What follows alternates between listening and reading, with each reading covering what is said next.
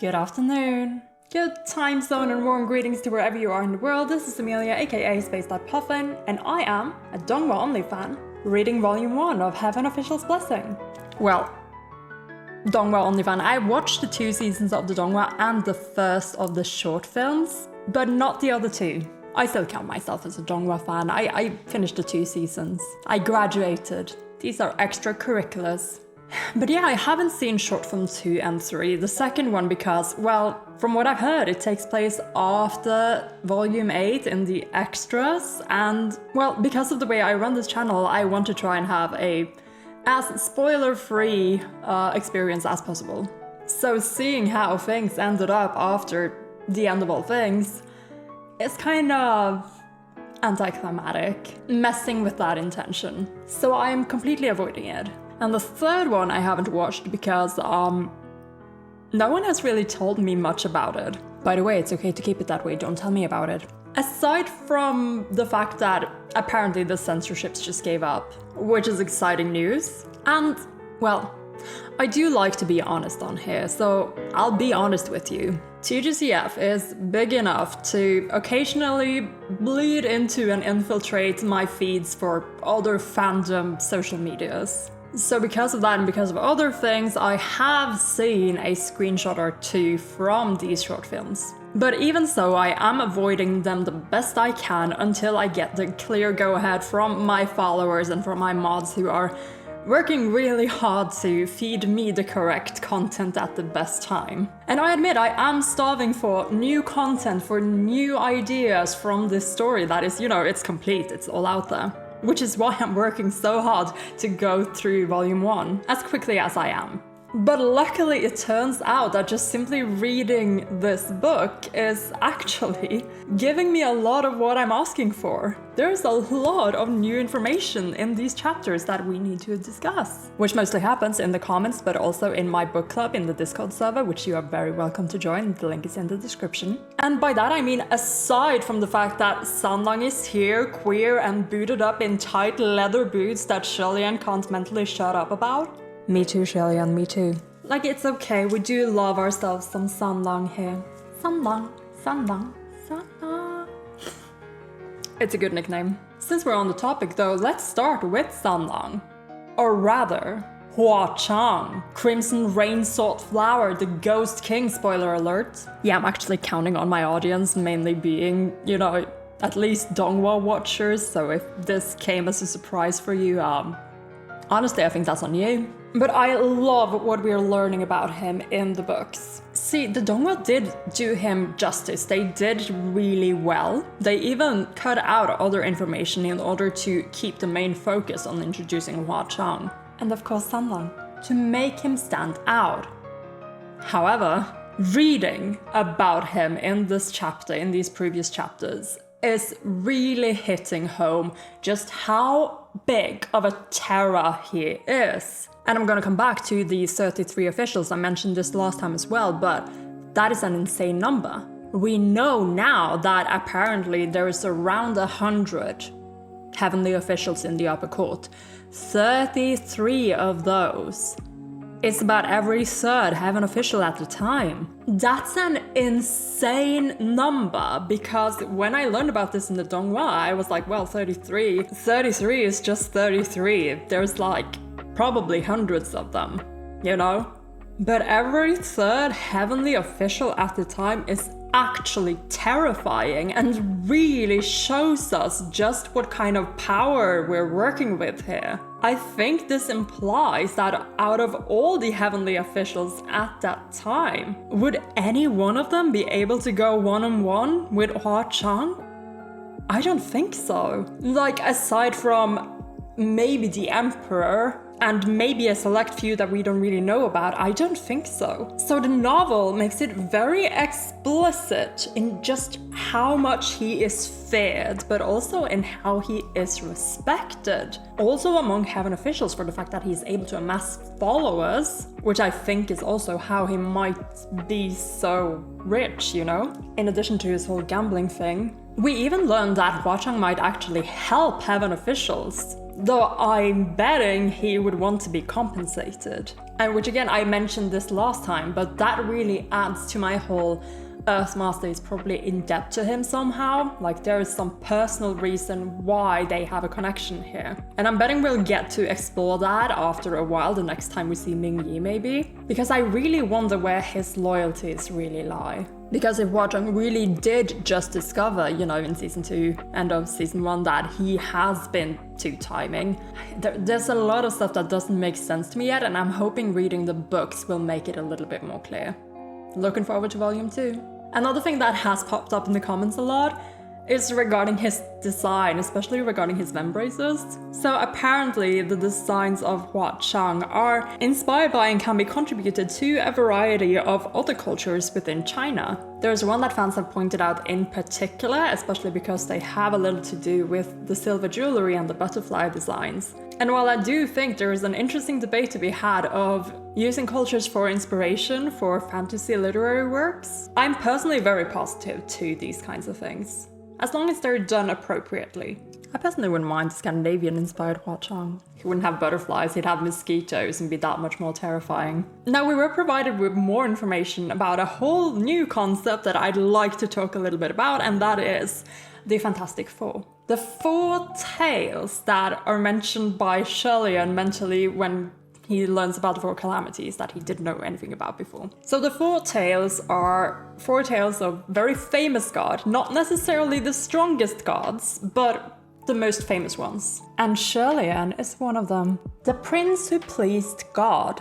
Look at you amassing titles, Shirley. And Shirley muses that because he is one of the 4 famous tales, that is why he is aware of the rest of them. I think that because these haven't been introduced to us in the Donghua, they are probably going to be important later, but by planting this now, this early on in the story, before we've even met the characters that are a part of season 2, I'm thinking maybe we have already met some of them, we just don't know it yet. And maybe the books are going to let me know. So I have been doing some thinking, and I would like to share my predictions with you guys. Now, the other 3 of the 4 tales are as follows: the young lord who poured wine, the general who snapped his sword, and the princess who slit her throat. When I saw the general who snapped his sword, my first thought was actually Tai Hua, because of his big ass sword, and also there could be some figurative stuff around, you know, his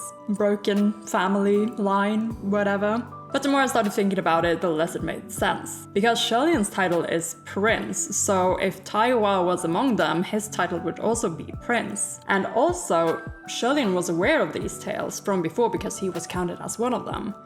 Back in his glory days, I suppose. So it doesn't make sense that it would be Tai Hua. So let's look at the title, The General, which means that we are probably looking for a general. Up on the board, we do have 3 generals that are already named as Heaven Officials, and that is General Nanyang, General Xuanzhen, and General Pei Ming. There is also the unknown title of the martial god of the West, Xuan Yijin, but because we don't know if he's a general or prince, it's a bit hard to put him in the pool of candidates. And also, he replaced someone else, aka perhaps the Waning Moon Officer, the previous god of the West, so he could actually also be the general who snapped his sword, if that is his title.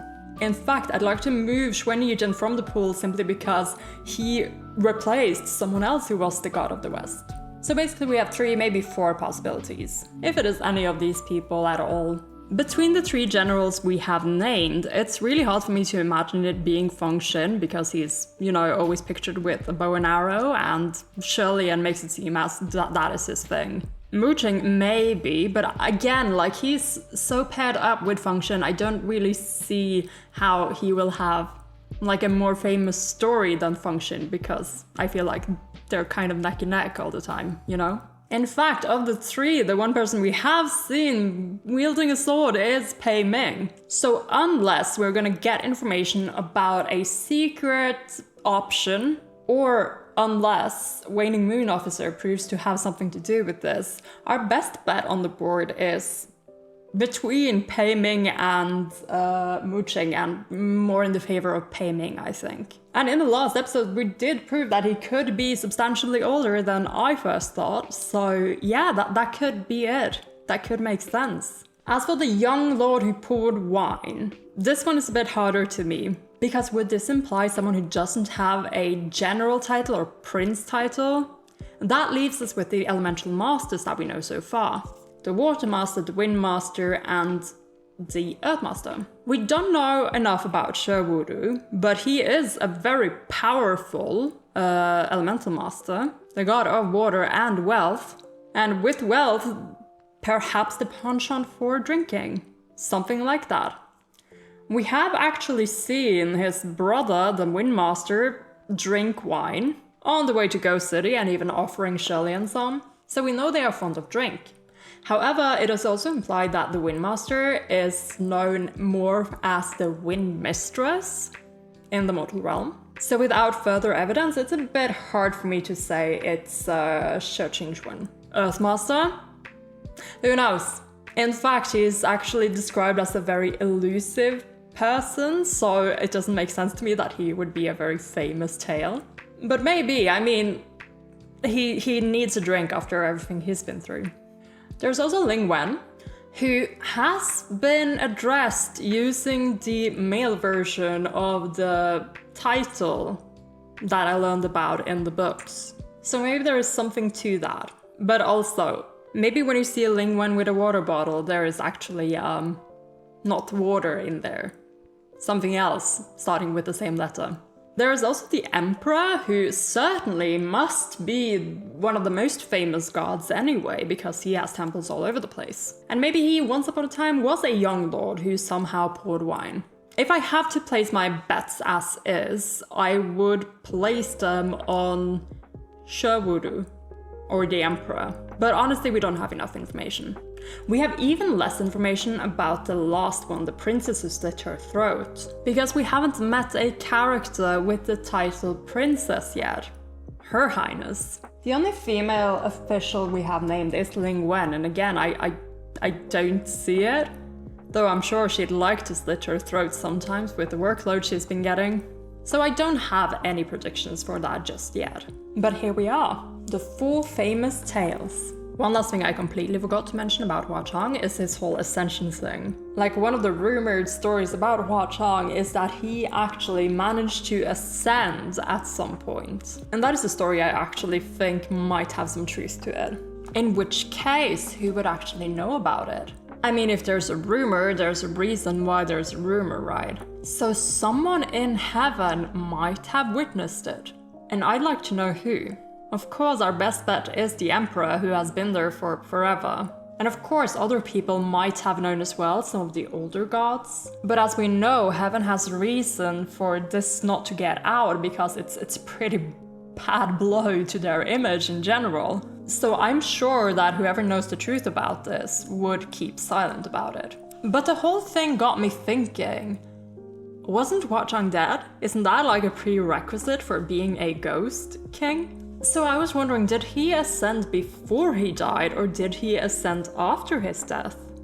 Is it possible to ascend after you die? Hearing about the 4 famous tales, there might be a hint of this being possible, because we have the princess who slit her throat. If she slit her throat, and it was a fatal thing, and she still ascended and became a god, then yeah, maybe Hua Cheng did ascend after his death. Again, I don't know the rules of this. Do you have to be alive in order to ascend to godhood, or can you be a ghost and ascend to godhood, you know?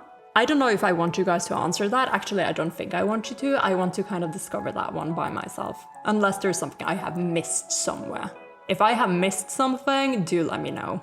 Okay, so with those discussions of the previous chapter out of the way, it's time for a question from the Temple of Corkboards. Last time the winner of the Temple Bets, D, asked a really fun question, asking me to rank Roye versus Erming. And I had to explain to you guys why Erming eked out a victory there. But I do like them both very much. In fact, they're currently over here cuddling. They have a good relationship. Yeah. Rural Scandinavian Roye, his alternative name is Karl, And also Erming, the Scandinavian butter knife. I made him for the Happy Birthday Shirley skit, and I don't want to put him back in the drawer. He's so cute. I'm afraid he's just stuck here now with Woolroy. I can survive with 5 butter knives in my drawer. I don't need this one. I need him here to make me feel happy. But yes, I do have Arya's question pulled up here. Again, black boxed, so I haven't seen this before now. It looks long. Hopefully it will be easily answered. Okay, let's go. Puffin, I've thought of it. You can do the same as D and open this in camera. Okay, that's unspoiler. You got transmigrated into an Otome game as the main character. What is this, Arya? What the fuck? Pick 5 to 8 TGCF characters to be your potential love interests. Who are they, and what are their roles and mini backstory with your character? Like childhood friends, etc. Make us want to buy this game, okay. And no, they cannot end up with each other. Arya, how am I supposed to sell you a game where the hot males can't end up with each other? What is going on? Basically, create a TGCF version of this. Oh my... Oh shoot, okay, wow, okay, this is a lot. Fair warning, I have never played Love in Deep Space, so I don't actually know stuff except for what you guys tell me and what my cousin tells me, who's an avid Love in Deep Space player. But I know the general gist of an Otome game, and I have seen or tried a dating sim once or twice when I was younger. And also it's a popular trope, so I feel like, yeah, okay, let's do this. Give me a minute. I need to think about this a little bit. Let's see.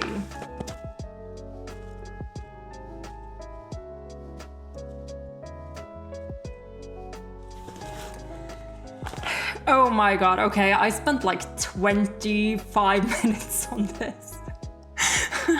I hope you're ready, Arya. Grab my hand, I'm about to take you into the sickest Otome game you've ever heard of. So we're creating a Otome game TGCF style, and it takes place in a TGCF-ish universe. I'm thinking maybe a bit either Chandler Never Fell vibes or Shillian actually never got descended and then got banished vibes. So like we're up in heaven, okay? And you are a newly ascended god.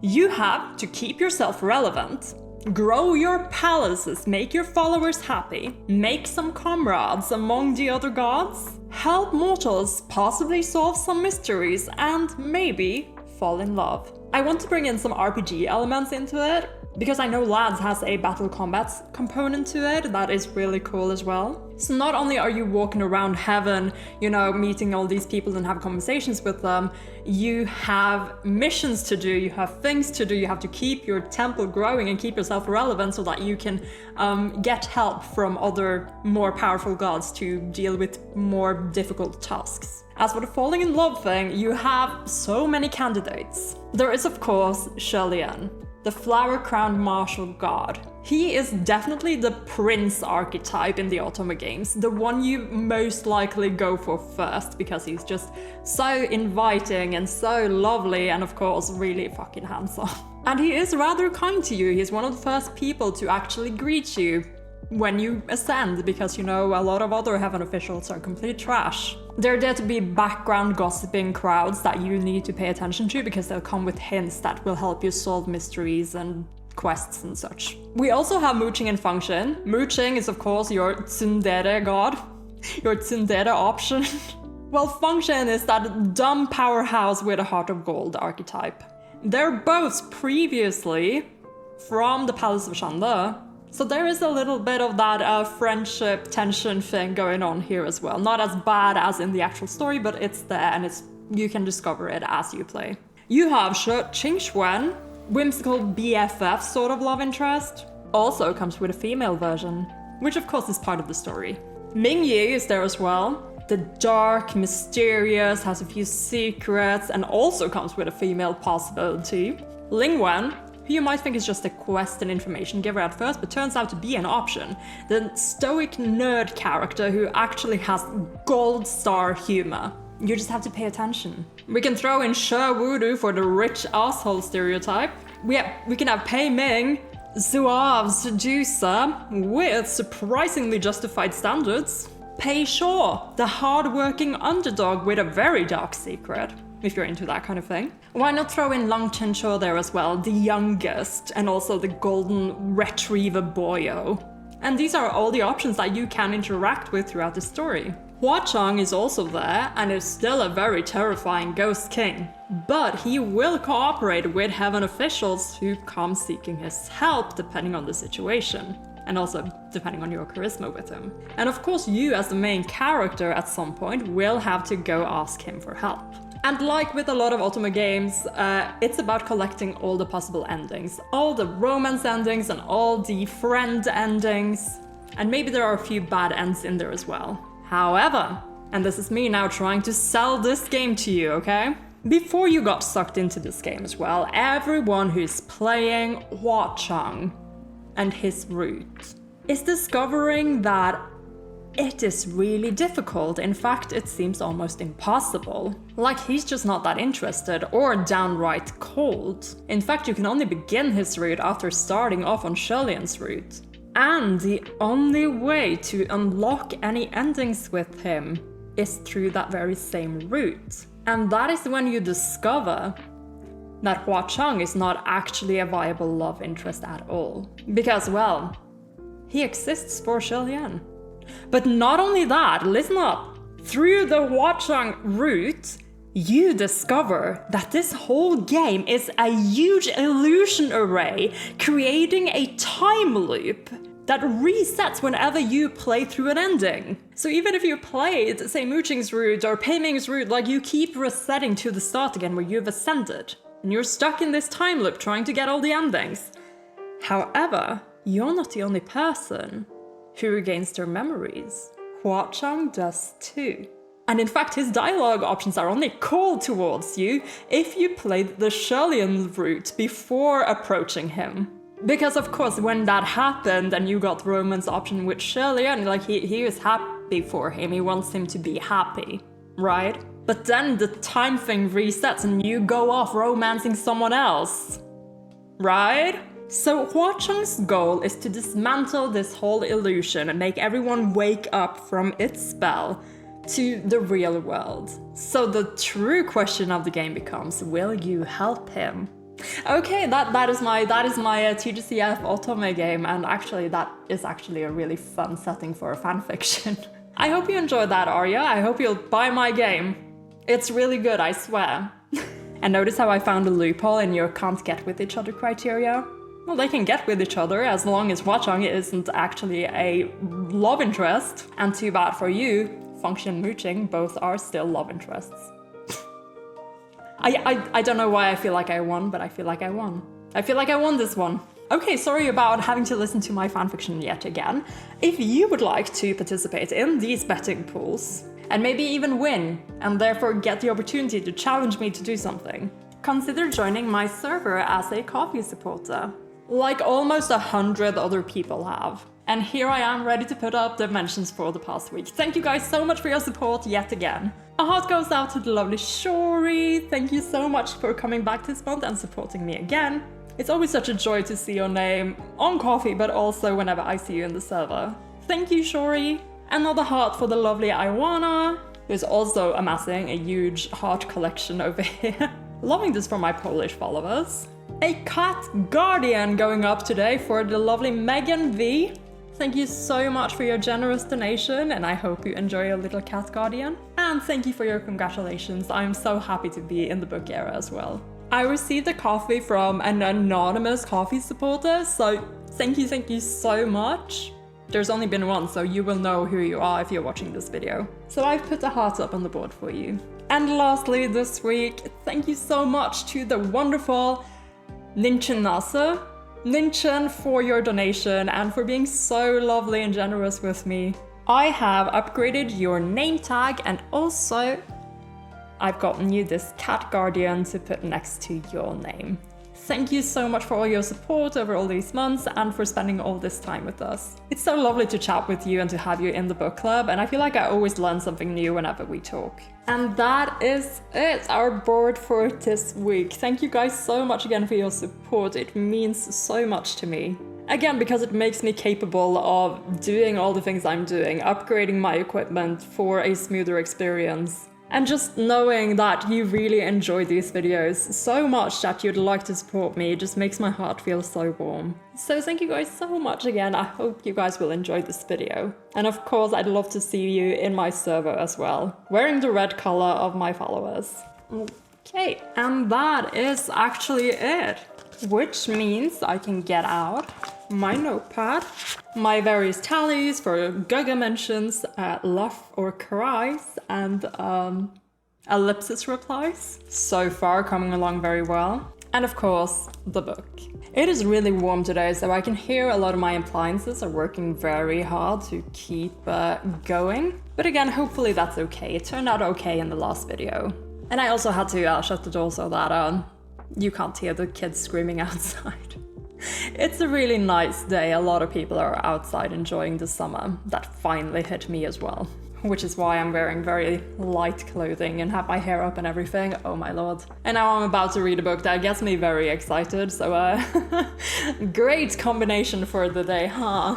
We left off with Sandong looking at that new curtain and Shirley wondering if this curtain is actually stopping his evil self from coming inside the temple. Well, we know that he's actually mentally taking measurements for the door he's about to build. So let's see how that all goes. Chapter 7. Putti Shrine Talks, Guileful Tales of Banyue Pass. Sunlong glanced at him and flashed a smile. I'm gonna head out for a bit. He turned and left after casually tossing those words out. Shirley should have chased after him to ask, but he had a strange feeling that since Sunlong had said he would leave for a bit, then for sure he wouldn't be gone for too long, and he would definitely return. Thus Shirley went back inside the shrine. Okay, it's nice that he's, trusting, very trusting of his words. Shirley started rummaging through the junk he'd collected the night before when walking the streets and dug out a wok with his left hand and a butcher knife with his right. He eyed the vegetables on the altar and stood up. After about 1 instant's time, there was the sound of footfalls approaching the shrine as expected. One could imagine from those unhurried footsteps that it was a particular young man strolling leisurely. The 2 items in Shirley's hands had now transformed into 2 plates of food. He looked over them and heaved a long sigh, unable to bear the sight of such a tragedy. He set the plates down and went outside for a look. Sure enough, he saw Sunlong again. Outside the shrine, perhaps because of the blazing sun, Sunlong had his red tunic peeled and tied around his waist. It revealed his white undershirt, and with the sleeves pulled back, he looked rather neat and tidy. I love how Shirley just goes on tangents about what Sunlong looks like whenever he can. He doesn't do that for any other characters. We don't get a sense of what other characters look like, which leaves them up for artistic interpretation. But Sunlong, Hua Cheng, we're getting all the details. We know how they look to the details, which is why I am sure that there's a lot of agreement in artistic interpretations of this character. While with the junior officials, for instance, there are differences between the donghua and the book, because there is room for that artistic interpretation. His right foot stepped on top of a large wooden board, and he had a hatchet in his left hand. The hatchet was probably borrowed from one of the neighbors. It looked blunt and heavy, but he wielded it as easily as if it were a very sharp blade. Sunlong nonchalantly hacked at the board, shaving off wood like dough. He peered from the corner of his eye and saw Shirley come out. "Just making something," he said. Shirley walked over to watch and realized he was making a door. It was the perfect size, clean and beautiful, the surface smooth. Surprisingly, an exquisite specimen of craft. Shirley thought that, since he must have come from a wealthy background, Sunlong wouldn't be the manual labor type. Yet who would have known he was quite deft with his hands? I'm sure he is, Shirley. And also, yes, welcome house husband Sanlang. This is what we've been waiting for. Thank you for your hard work, Sanlang, Shirley said. Sanlang simply smiled, but didn't respond. He casually threw down the hatchet, installed the door, and then knocked on it twice. He said, if you are going to draw a seal, at least draw it on a proper door. Works better. Then he swept aside the curtain and entered the shrine. It seemed that the strong seal on the curtains had no effect on him, and he didn't care about it in the slightest. Shirley closed the new door behind him, yet couldn't help but open it again. Then close it. He opened and closed it again. Then again. Amazed by how well it was made. Shirley opened and closed the door several more times before suddenly realizing how silly he was being. Sanlang had already sat down inside, and Shirley left the door to bring out the steamed buns the villagers had offered earlier in the morning and put them on the altar table. Sanlang looked at the buns and didn't say anything. He merely chuckled softly, as if he'd seen through something. Why, what did he see through? Was it that he's now offered like full steam buns? I mean, we know how Sanlang prefers his steam buns. He prefers them split with guga. Just as he was about to sit down, he saw Sanlang rolling up his sleeves. There was a small line of tattoo on his arm, something written in strange characters. Yeah, I remember this scene. I keep forgetting this, but yeah, Sanlang has a tattoo that I keep forgetting about. Does Hua Cheng have the same tattoo? You can't see because of his vambraces, but at least his Sanlang form has a tattoo. Sanlang noticed his gaze and pulled down his sleeves, then smiled. It was done when I was young. It was obvious Sanlang didn't want to speak more on the subject, so Shirley didn't pursue it. He sat down and looked up at the portrait again. It was done when I was young. When he says when I was young, does he mean the time when he was alive? What is it? Because we have a few options, right? Like, it could be something very romantic, as in, it could be one of Shirley's titles, it could be Shirley's name, it could be something, like, romantic like that. It could also be something Shirley has said, again, we're in the romantic era, but it could also be some sort of mark that he has to wear, and maybe that is also why he wears the vambraces, so that you can't see it. As in has to wear, like, we know he was a soldier, maybe there was like I know some military cultures around the world, also in ancient times, would, have marks like that to identify. Maybe it's his own name, because we know that Hua Cheng is not his real name, so maybe it is his real name. But at the same time, I feel like it was intentional of him letting Shirley see it, because if he didn't want to, he would have worn clothes or a form to keep it concealed. It also says strange characters, and now that we know that Hua Cheng has possible roots in a different culture than the main Central Plains sort of culture, maybe it is in a different script. So putting a question mark around that. But also, he kept it on display, rolling up his sleeves. I don't...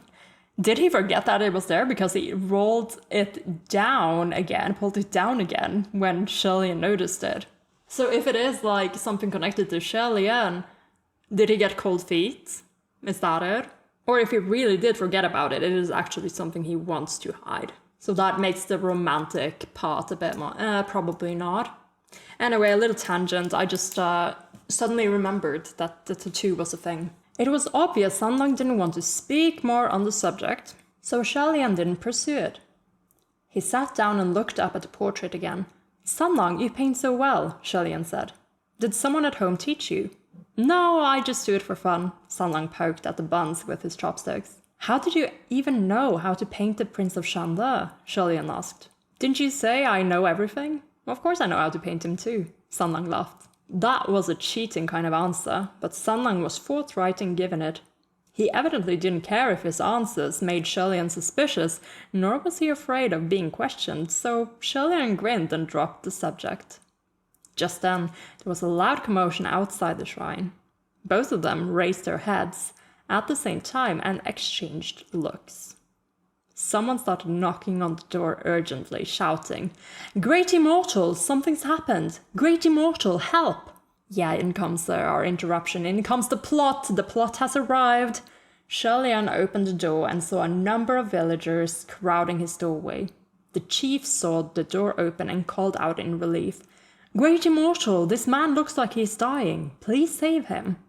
Hearing this, Shirley-Ann rushed to the group of villagers standing in a circle around what appeared to be a cultivator. He was unkempt and disheveled, with sand all over him, and his robes and shoes were tattered.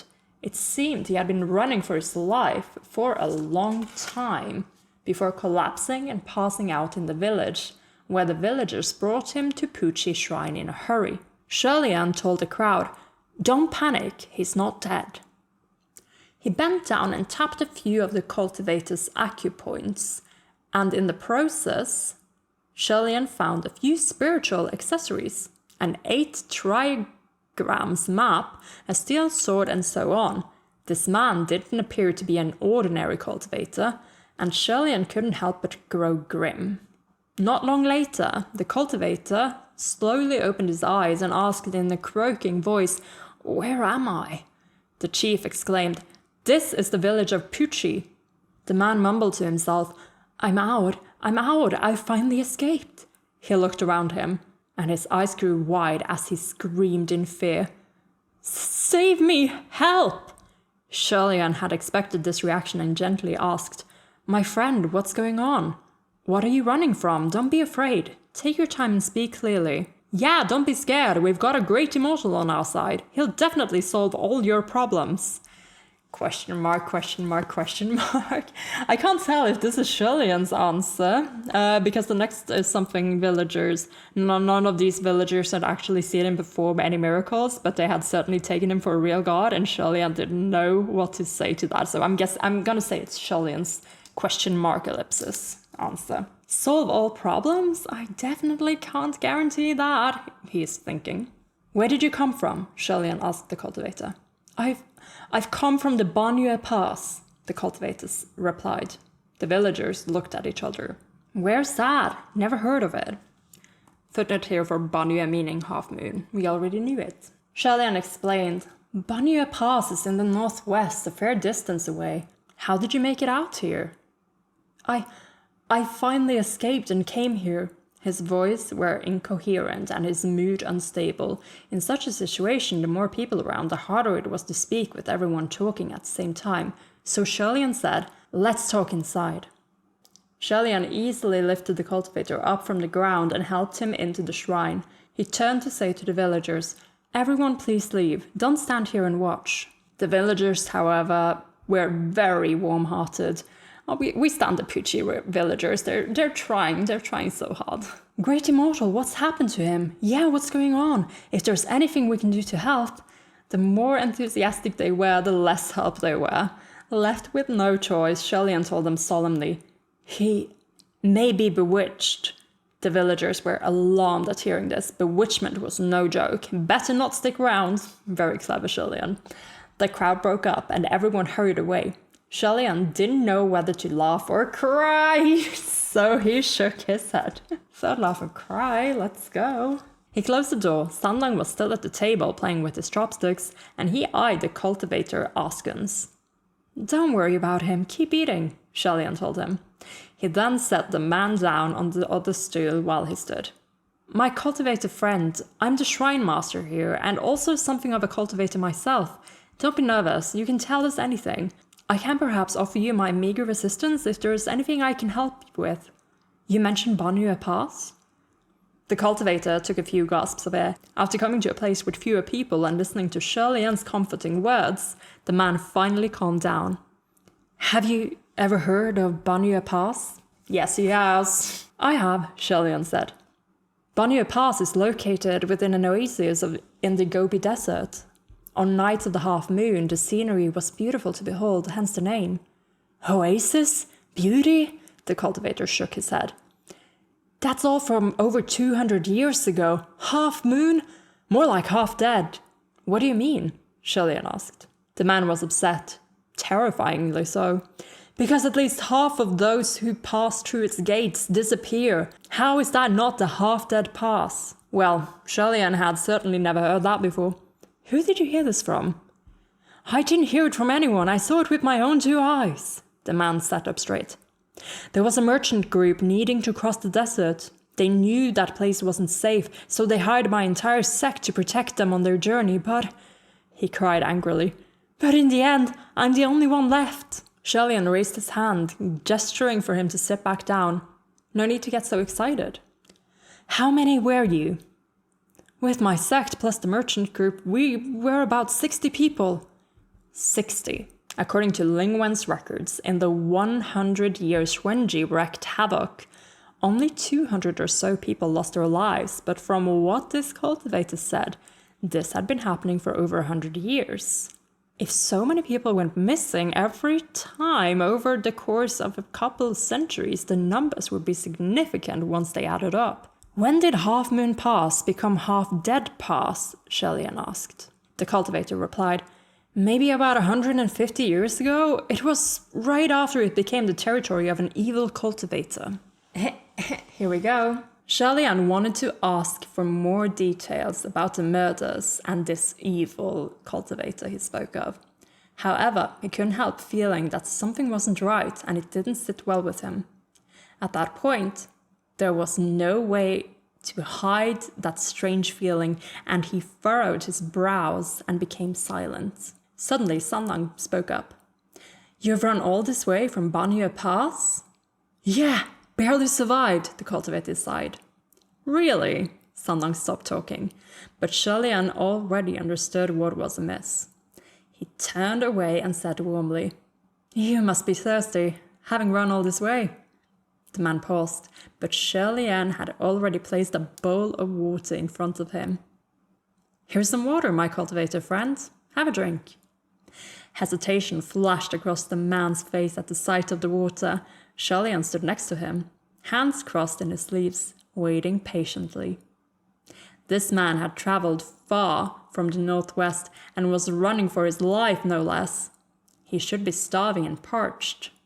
From the looks of him, it didn't seem like he ate or drank anything the entire way, yet when he woke, all he did was talk and never once asked for a single drop of water or a bite to eat. He had no visible cravings when faced with the food and water on the altar after entering the shrine. Heck, he didn't even spare any of it a look. Truly, it was entirely unlike the living. Under Shirley-Ann and Sun Lang's gaze, the cultivator held a water bowl up to his lips and bent over to slowly gulp the water down. He did not look as if he was satisfying his thirst. Instead, he looked cautious and guarded.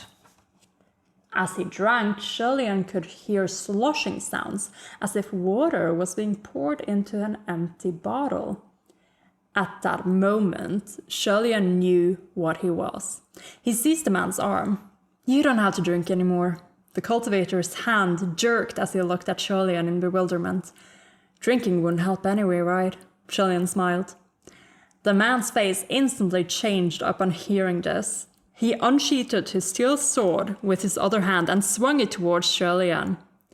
Without changing his stance, Shirley-Ann raised his hand and easily flicked the sword aside with a loud clang. Seeing that Shirley-Ann was still tightly gripping his hand, the cultivator grit his teeth and pulled with force. Shirley-Ann felt the arm in his grip suddenly go limp, like a ball deflating as it slipped away from his palm. The moment the cultivator broke free, he ran towards the door, but Shirley-Ann wasn't concerned. In his undisturbed space, without people around, Roy could drag him back immediately, even if he fled a good 30 meters away. But just as he raised his other hand, a sharp blast of air whipped by. It was as if someone shot an arrow from behind him. It pierced the man through his stomach and nailed him to the door. Shirley-Ann looked closer, and it turned out to be a chopstick. He looked back and saw Sun Lang, unruffled, stand up from the altar and walk past him to pull out the chopstick. Sun Lang waved the chopstick at Shirley-Ann. This got dirty. I'll throw it out later. Even with such a serious wound, the cultivator did not groan in pain. He simply, silently slithered down from the door. Fluid flowed from his abdomen. It wasn't blood, but rather the water he just drank.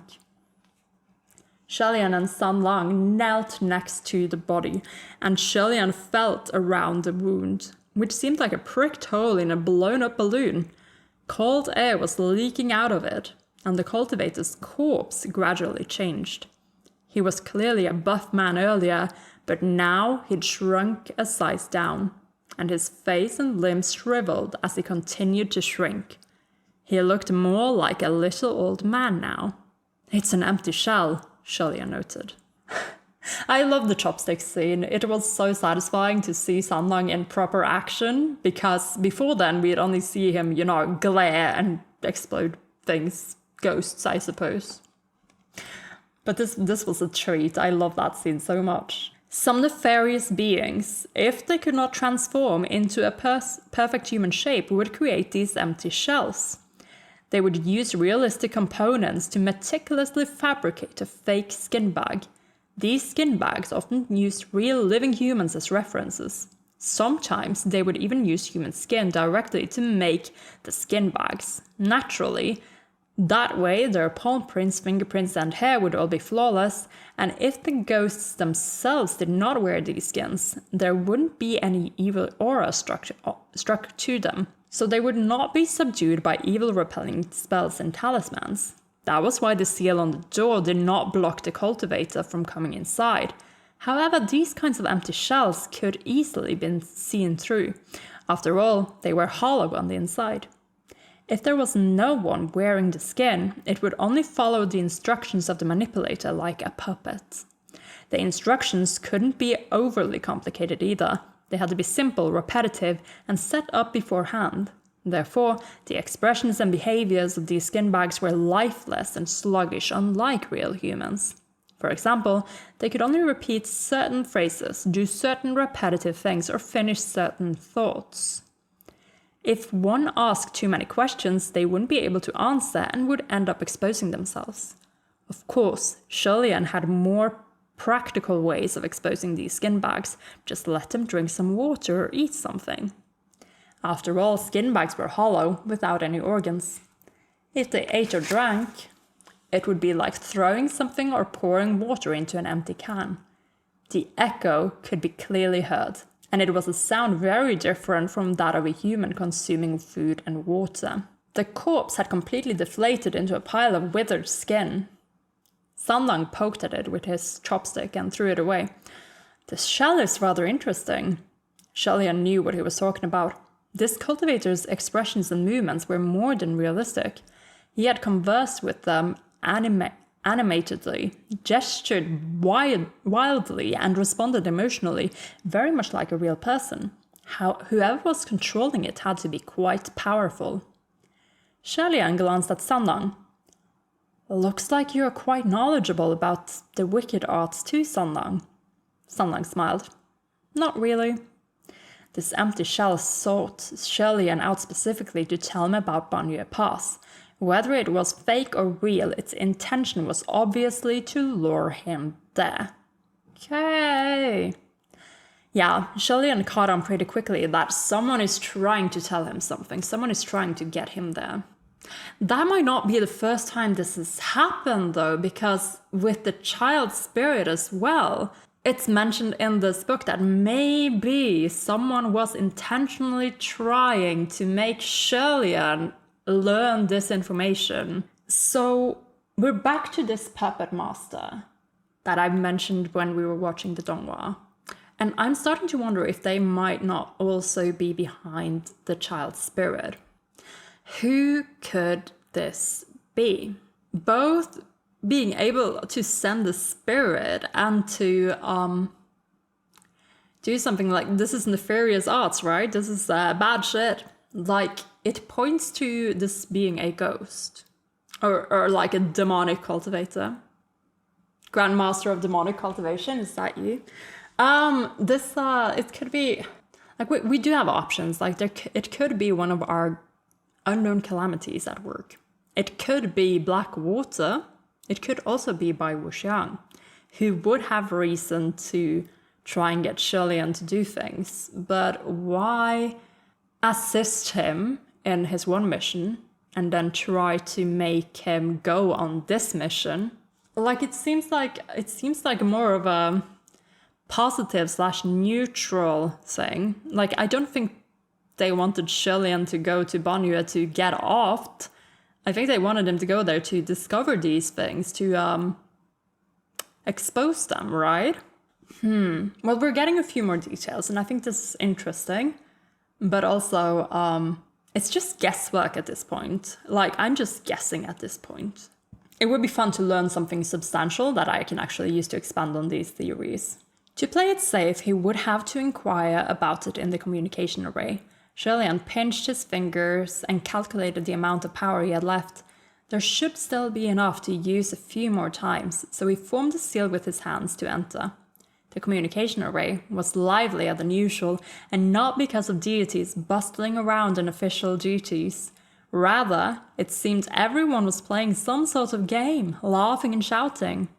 Shillian was rather amazed. Just then, Lingwen reached out to him. "Your Highness is back? How are your days down in the mortal realm?" "It's all right, not too bad. What's everyone doing? They seem so happy," Shillian asked. Lingwen replied, "The Windmaster has just returned and is giving away merits. Why don't you go and see if you can grab any?" I mean, Lingwen is being a realist. Like, she knows Shirley needs that dough. She needs that money. So she's trying to be supportive, being like, "Hey, here's a free money opportunity. You should go grab it." Sure enough, Shirley could hear the many officials cheering loudly. "I grabbed 100 merits. How come I only managed to get one? 1,000, 1,000! Thanks, Windmaster!" It was like catching money raining down from the skies, Shillian thought. His donation box was empty, but first of all, he didn't know how to make a grab for those merits, and second, the officials must be very familiar with each other to play this sort of casual game. Okay, your first thought is, well, I don't actually know how to grab these merits. Implying that Shillian would have tried for it if he knew how to do it. But also his second thought is, well, I am not really socially in with these guys. They probably wouldn't like it if I did. Shillian wasn't on good terms with many and didn't think it was appropriate for him to join, so he paid it no mind and called out to the crowd. "Does anyone know of Banyue Pass?" The laughing and shouting came to a sudden stop, and silence ensued. Once again, Shillian felt depressed. Me too, Shillian, fucking hell. It was fine if no one responded to his little snippets, if they were odd or awkward. The other officials didn't share those, and he indeed seemed to be out of tune with them when he did so. But this was official business. The communication array was a place where heavenly officials often made requests for information or ghosts or mystic issues. If something came up, someone asked for assistance. Everyone pitched in, giving suggestions or lending a hand. Those without anything to add would say, "I'll ask around when I'm free." Banyue was work, so there was no good reason for no one to respond. Exactly. I mean, yeah, we had this theory when I was watching the Donghua that, maybe this is a taboo sort of topic that has been hush-hushed before, and Shillian just doesn't know it's a hush-hush topic. But like Windmaster says later, it was part of their duties. So yeah, so maybe they were like, well, I'm gonna do it now. Oops, a little embarrassed that I forgot about it. Because here it comes. Just then someone shouted, "Windmaster just threw out 10,000 merits." The communication array came alive again, and the officials went away to grab for more merits, thoroughly ignoring Shillian. That made him realize there was probably more to this than appeared, and he probably wouldn't get his answers within the array. Yeah, again, that was my first thought, but I feel like it's a mix of the two, right? Okay, we can have both. It can both be a taboo topic and the heaven officials can be shitty. Or at least I can headcanon them as shitty. But is it a headcanon when it's so true? The Windmaster was certainly quite affluent, Shillian thought. Giving away tens of thousands of marriage credits like that, so amazing.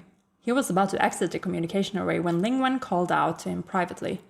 "Your Highness, why did you mention Banyue Pass?" Lingwen asked. Shelian recounted his encounter with the skin bag. That empty shell pretended to be a survivor from Banyue Pass, and it has to have a motive. I wasn't sure whether his words were true, so I came in to ask, what's going on with that place? Ling Wen was quiet for a moment before she said gravely, Your Highness, I advise you to stay away from this matter.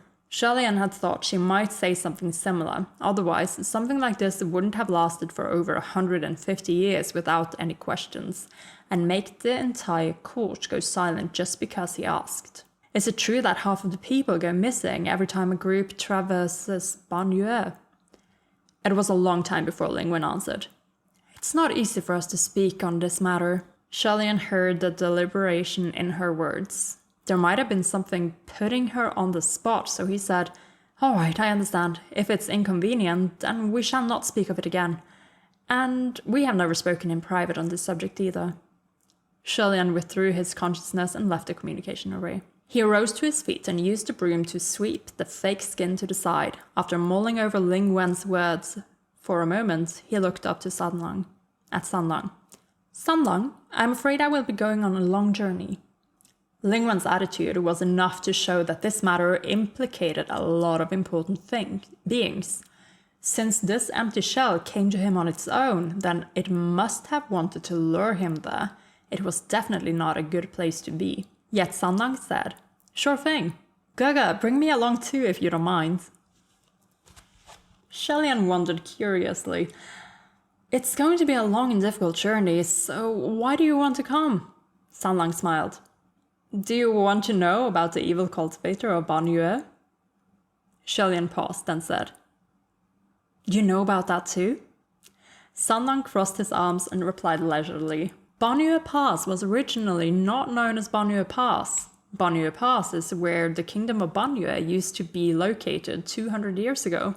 He sat up straight, eyes going bright. The evil cultivator of Banyue was... Shelian placed the broom against the wall and was about to sit down to listen when a knock on the door came, and here we go. It was already evening, and the villagers were hiding in their homes after hearing there was a bewitchment about. So who was knocking? Shelian stood by the door and held his breath briefly. But he didn't see the seal reacting. Another knock came. It sounded like there were two people outside. Shelian contemplated for a moment, then opened the door. Sure enough, two young men dressed in black stood at his door. One handsome, one elegant. It was Nanfang and Fuyao. You two? Fuyao rolled his eyes, and Nanfang blurted, You're going to Banyue Pass, aren't you? Where did you guys hear that? Shelian wondered. Nanfang said, Some officials were talking about it. I heard that you asked about Banyue Pass in the communication array today. Okay, so do middle officials, like middle court officials, not have access to the communication array? Like, is that just for heavenly officials and they have to learn it from others? Like, can they access some communication arrays? Do they have access to, say, private ones to, like, talk to their own generals, their own heavenly officials? Just some stuff I'm wondering about. Can non-heavenly officials use communication arrays? Shelian understood their intentions and crossed his hands in his sleeves. I see. I volunteer, right? Both junior officials' expressions contorted as though they had a toothache. Yes. Shelian couldn't help but smile and said, I get it, but I want you two to understand that should there be any issues or crisis en route, you're welcome to run away at any time. Shelian stepped aside to invite him in to discuss the journey in detail. But when the two saw the carefree teen sitting inside, their initially grim faces instantly turned dark. Nanfang charged in, pushed Shelian behind him and shouted, Stand back! What's wrong? Shelian asked. Sanlang stayed in his seat and shrugged in reply. Then he also asked, What's wrong? Fuyao furrowed his brow and demanded, Who are you? He's a friend of mine. Do you know each other? Shelian asked instead. Sanlang, looking completely innocent, asked, Gaga, who are these two? Hearing Sanlang call Shelian Gaga made Nanfang's lips twitch and Fuyao's brows spasm. Should I count the second Gaga there? Because it's not him saying it. It's not Sanlang saying it. It's just in the text. I'm gonna put it as a side Gaga for now. Like, would you want me to count all the Gagas even in the text, or just the ones that Sanlang says? Shelian raised his hand and said to Sanlang, "It's nothing, don't worry." But next to him, Nanfang shouted, "Don't speak to him." "What, do you know each other?" Shelian asked again. Ellipsis reply. "No," Fuyao said coldly. "If you don't, then what are you—" Before Shelian could finish, he sensed lights flashing next to him. Casually, he looked back and found that the other two had produced bolts of divine energy in their palms at the same time. An ill sense of foreboding overcame Shelian, and he grabbed at them in alarm. Stop, don't act rashly." The bulbs of divine energy were pulsing, staticky and dangerous, definitely not something a normal person could make. Sanlang clapped a couple of times in polite appreciation. "Amazing! Absolutely magical!" It was truly the most insincere compliment. Shelian finally caught Nanfang in Fuyao's arms to stop them from firing. Nanfang turned to him angrily and questioned, "Where did you meet him? What's his name? Where does he live? Where is he from? Why is he with you?" Oh my lord. "Okay, Mom." Shelian answered, "We met on the road. His name is Sanlang. I don't know anything else, only that he has nowhere to go, so I let him stay. Will you two please stop?" "You—" Nanfang couldn't speak. It was as if he wanted to scream at Shelian, but forcibly swallowed his words. "You let him in despite knowing nothing? What if he has ulterior motives?" "Like what?" "Yeah, Shelian. He does have ulterior motives." Shelian wondered why Nanfang's tone made him sound like his father. Any other heavenly official, or just any person, if they heard someone younger say anything in such a manner, they would have been displeased. But first, Shelian was already used to all kinds of rebukes and taunts, so he felt nothing. That's not great, Shelian. And second, he knew that those two meant well, and were only saying those things out of worry, so he didn't mind. That's cute though. At that time, Sanlang cut in. "Gaga, are they your servants?" Shelian replied gently, "The term servants isn't quite right. To be more precise, they're helpers, I guess." Sanlang smiled back. "Really?" The youth stood up, grabbed an item and threw it at Fuyao. "Then why don't you help out?" Fuyao caught the thing without sparing it a look. Once it was in his hand, and he saw what it was, his temper surged straight to his head. The youth threw him a broom, and that is how you know that Sanlang knows who they are, like immediately. Fuyao looked as if he wanted to crush both the broom and the teen into powder, and Shelian hurriedly took the broom from Fuyao's hands. Calm down, I only have one broom." Before Shelian could finish his words, he was cut off by a burst of white energy that shot out from Fuyao's hands as he bellowed, "Reveal yourself!" Sanlang stayed where he was, arms still crossed in a relaxed posture, but he tilted his head just slightly as the beam of energy narrowly missed him and smashed one of the altar table's legs. The table collapsed with a loud crack and all the plates crashed onto the floor in a heap. Oh my lord. Shelian rubbed his temple and thought this had to stop. With a wave of his hand, he released Roya and bound Nanfang in Fuyao's arms. Both men struggled but failed to break free. "What are you doing?" Nanfang shouted. Shelian made a gesture for a timeout. "We'll talk outside. Outside." Then he waved his hand and Roya flew out, dragging the two in tow. "I'll be right back," Shelian said to Sanlang, then closed the door behind him. At the front of the shrine, Shelian called Roya back, took the sign at the entrance and set it down in front of the two. "Read this, then tell me what it says." Fuyao read out loud. "Please kindly donate to the renovation of this broken shrine for accumulation of good merits." He looked up at Shelian. "Donations for renovations? You wrote this? You are at the very least an ascended heavenly official. How could you write such a thing? Where's your dignity?" Shelian nodded. "That's right, I wrote it. If you guys keep fighting inside, then I will be asking for donations for construction, not renovation. And then I would have even less dignity." Shilian is actually so funny. Nanfang pointed to the shrine. You don't think that boy is at least somewhat odd? Of course I do, Shilian said. You know he's dangerous, but you still keep him by your side? Nanfang demanded. Seeing they had no intention to donate, Shilian placed the sign back by the door and replied, Nanfang, that's where you're wrong. There are all kinds of people with various temperaments and mannerisms in the world. Odd doesn't mean dangerous.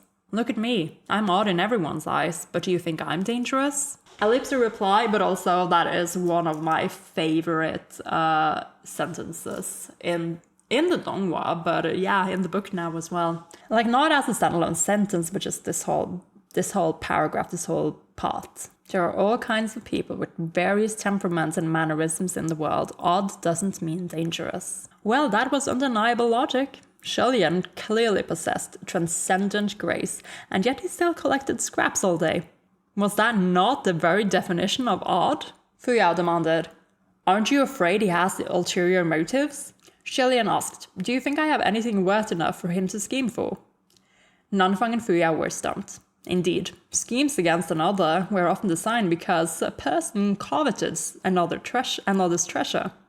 I can think of a thing or two that he covets, Shilian. Tragically, they honestly couldn't think of anything belonging to Shilian that was worth scheming for. He had no money and no treasures. The boy couldn't be eyeing that junk he collected every day, could he? Shilian continued. Besides, it's not like I haven't tested him. It's not like I'm a complete idiot. The two stared at him. How did you test him? How did it go? Shilian explained his previous attempts. The results are inconclusive. I've already done so much. If he isn't immortal, then there's only one other possibility. A supreme. Fuyao sneered. Who knows? Maybe he is a supreme. Shilian said softly. Do you think ghost kings are as idle as we are? Such that they'd come to a small village to collect scraps with me. We aren't idle. Okay. On top of the small hill outside the shrine, the three heavenly officials could hear that youth moving about easily, without worry within, as if he wasn't the least bit concerned about anything. Nanfang said in a low voice, No, we still have to think of a way to test whether he's the supreme. Shilian rubbed his forehead. Go ahead and try, but don't go overboard. What if he really does turn out to be a runaway young noble? I get along pretty well with this kid, so be nice. Don't bully him. The don't bully him made Nanfang screw up his face, and Fuyao's eyes rolled to the back of his head.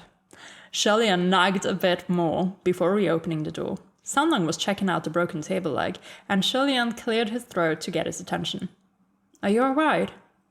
I'm alright, Sanlang smiled. Just checking to see if we can fix this table leg. Everything just now was a misunderstanding. Please don't mind them, Shilian said warmly. Since you say so, I won't mind. Maybe they thought I looked familiar. Fuyao said frostily. Yeah, quite familiar. Probably why I was mistaken. Sanlang laughed. What a coincidence. I think you two look rather familiar too. Another elliptic answer, actually. Although still on high alert, Nanfang and Fuyao were no longer reacting violently. Nanfang said gloomily, Make some room. I'm going to conjure up a teleportation array. The teleportation array was a spell that could compress thousands of kilometers into one step. Infinitely convenient. However, each use consumed a considerable amount of spiritual power. Shilian rolled up the straw bedding mat on the ground and said, Why don't you draw it here? With all the commotion earlier, Fuyao didn't have the chance to look at the shrine properly.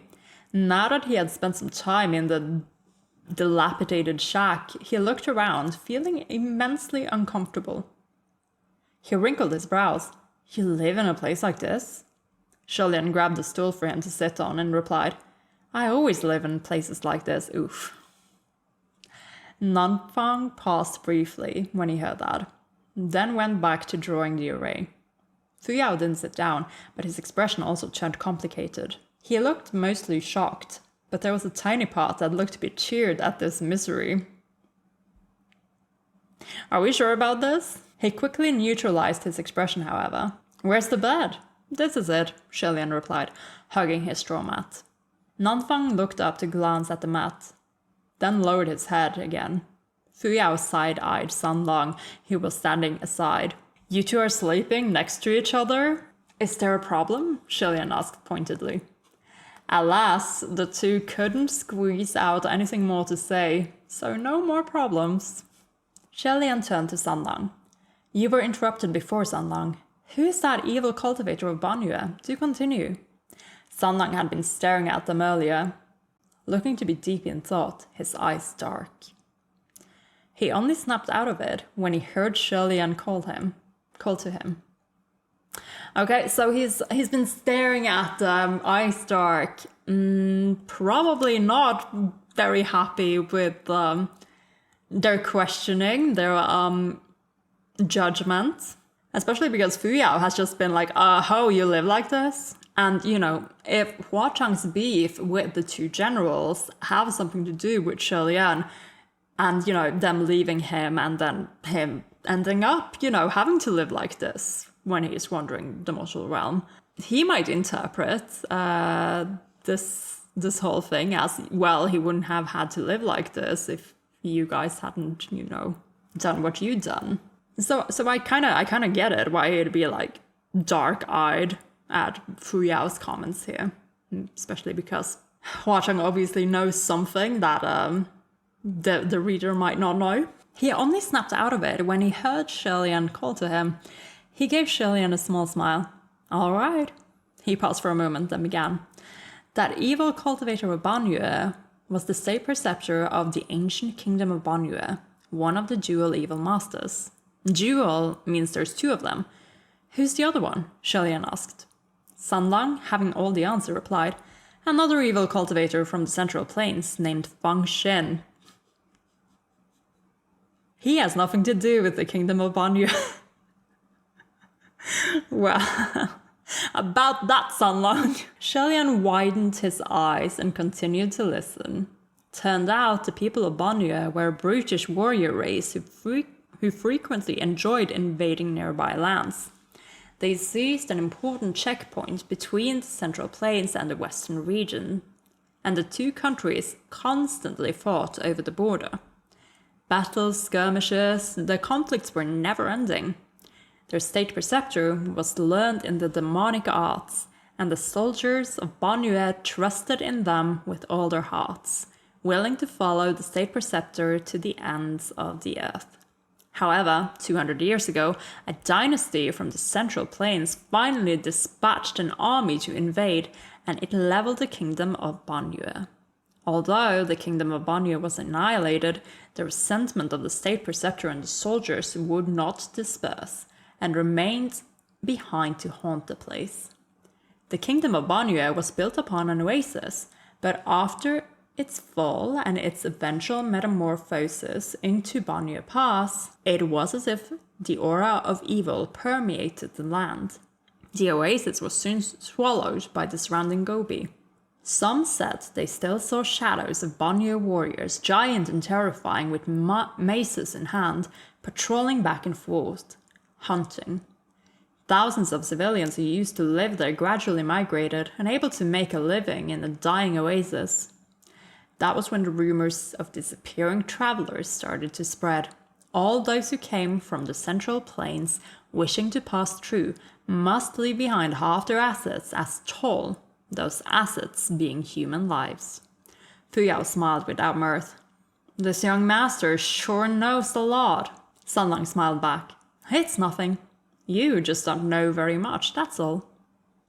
Another ellipsy answer. Oh my lord, Fuyao and Nanfang have been racking in those ellipses.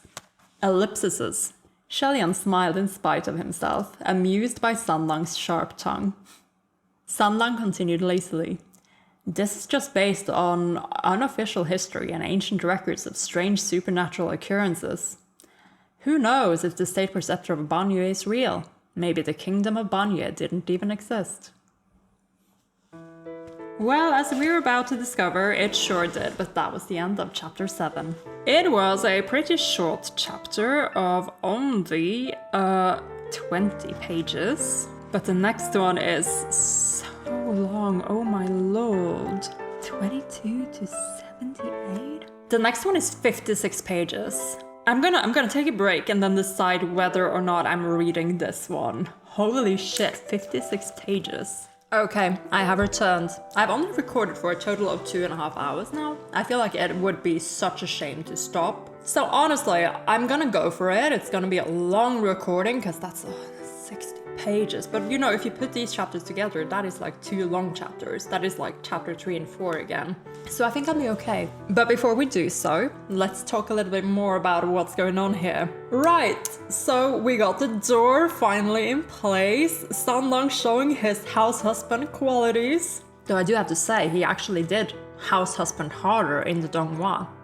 Like we see him up on the roof, he's helping like mend the temple, and we're getting further along in the renovations than we have so far. So maybe he is gonna show up and they're gonna do some of this later, but they kind of want to just show more of him doing that in the Donghua. Because that was a nice little montage. It's really like, it feels so good to watch that, to see him actually spending all this time and effort, you know, with Shirley doing these things. Thinking back, they mended the roof, right? They did. Why do I have this scene in my head where I think that they mended the roof? They must have mended the roof. Well, they did other things. They did mend stuff inside. That's for sure. He did sweep a lot more. And honestly, this is only one of the reasons why Hua Cheng is stronger than Mu Cheng. He's not afraid of the broom. In fact, he handles it deftly. The sweeping Ghost King will sweep floors, sweep leaves, sweep his highness off his feet. Very impressive. Other than that, this chapter pretty much follows what the Donghua did. A few differences being that this seal that Nanfang is drawing is being drawn on the floor where the bed used to be instead of on the door. Which, fine. The door is brand new. It would be a shame to ruin it with an ugly seal. We got some more details about the puppet master, the potential puppet master, or at least the intentions around all that. So we know now that someone is intentionally making Shirley go to these places and do these things. They want to make him solve things, I think. Like, yes, Banyue is a dangerous place, but I think they want him to go there not to off him, but because they want him to dig into it. Because he would. That's the kind of person Shirley is. And I don't know why yet. I don't know why, I don't know who, I don't understand. Like, I can have a million suspicions, but again, we're lacking the evidence that actually makes our theories more pinpointed, you know? Because I can sit here and I can name every character on the board and give a tiny reason for why maybe they might be it, and I might hit the right person at some point, but I don't think that's as fun as when you're like, oh, this fits with what I know about this character, this fits so well, it's gotta happen, you know?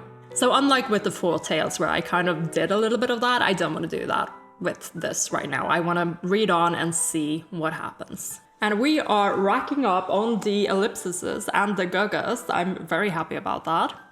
Good development, in my opinion. And now we are gonna go to Banyue.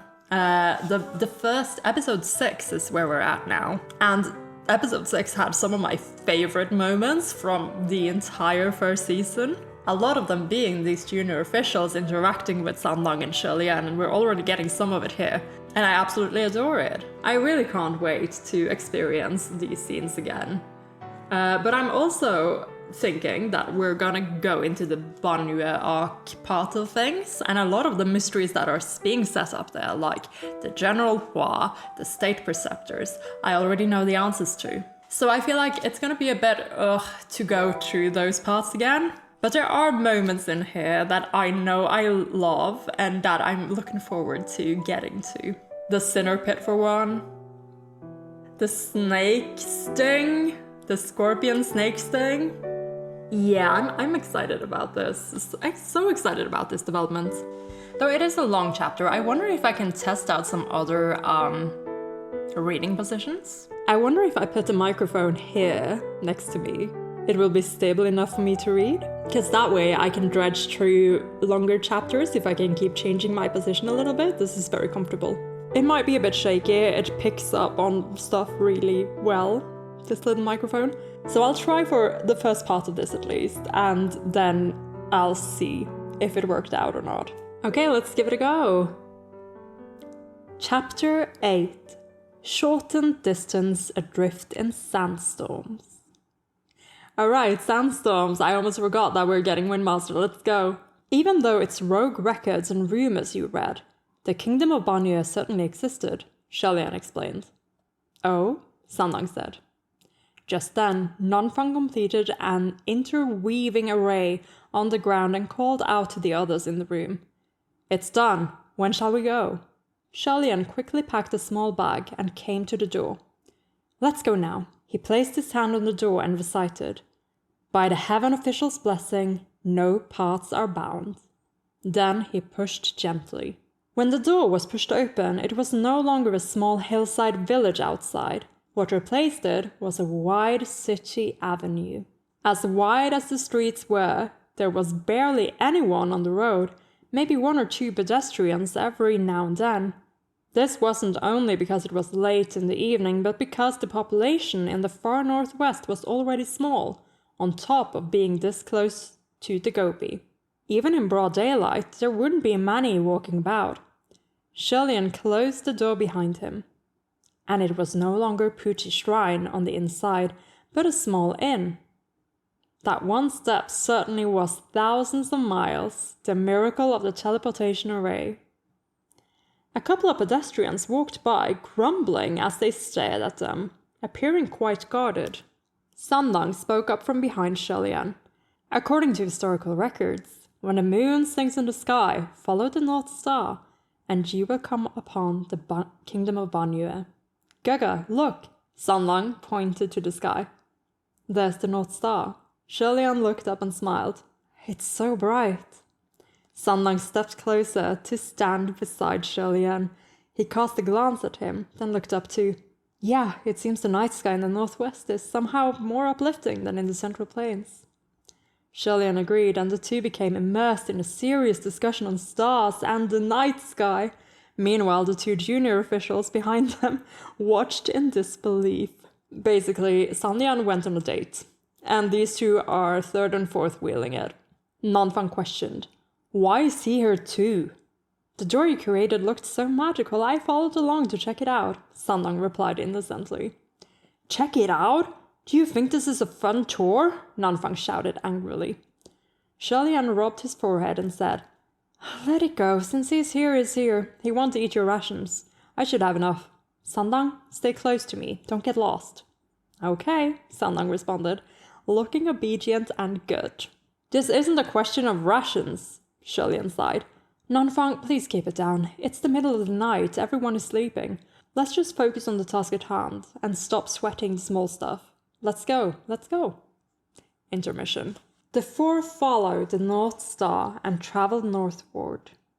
After walking non-stop for an entire night, the towns and greenery along the way became more and more sparse, and the ground slowly gave way to sand. Finally, they reached the Gobi Desert. Although the teleportation array could cross over 500 kilometers in one step, it used an exhaustive amount of spiritual power. The farther one went, the more spiritual power it sapped, and the time it took to restore that spiritual power also lengthened. This one step Nonfang helped them take would require at least several hours to recover from. To conserve strength in case of an unforeseen battle, Shelian decided not to have Fu Yao performed the same conjuring. For a journey such as this, someone must have their spiritual powers at full strength. Yeah, this is a good little what's it called? Like a weakness to give to this sort of overpowered spell. Just to make sure that it's not too convenient. It needs to have some sort of pitfalls so that we're not overusing it. In a desert climate, the difference between night and day was extreme. The nights were freezing to the bone, but not too bad. However, when it became day, it was another story. The sky was clear and cloudless, giving way to a scorching sun. It was as if they were walking in a steaming oven, cooking them alive from the ground. Shelian led the way, using the direction of the wind and small vegetation growing under the rocks to find their path. After a while, he looked back, worried that someone may not be able to keep up. Nonfang and Fu Yao were obviously fine, being immortal and all.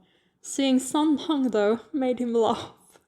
Under the blazing sun, the youth had peeled off his outer red tunic and was using it to lazily block the sun, looking tired and cranky.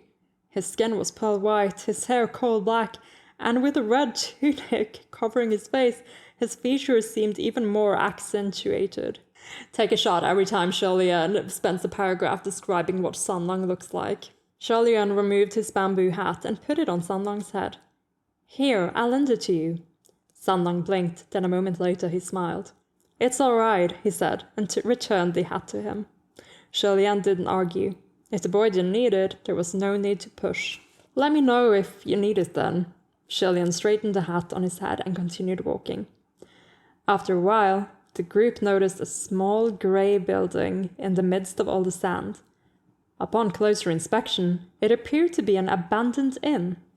Sholian looked to the sky and saw that it was just past noon and time for the worst of the heat.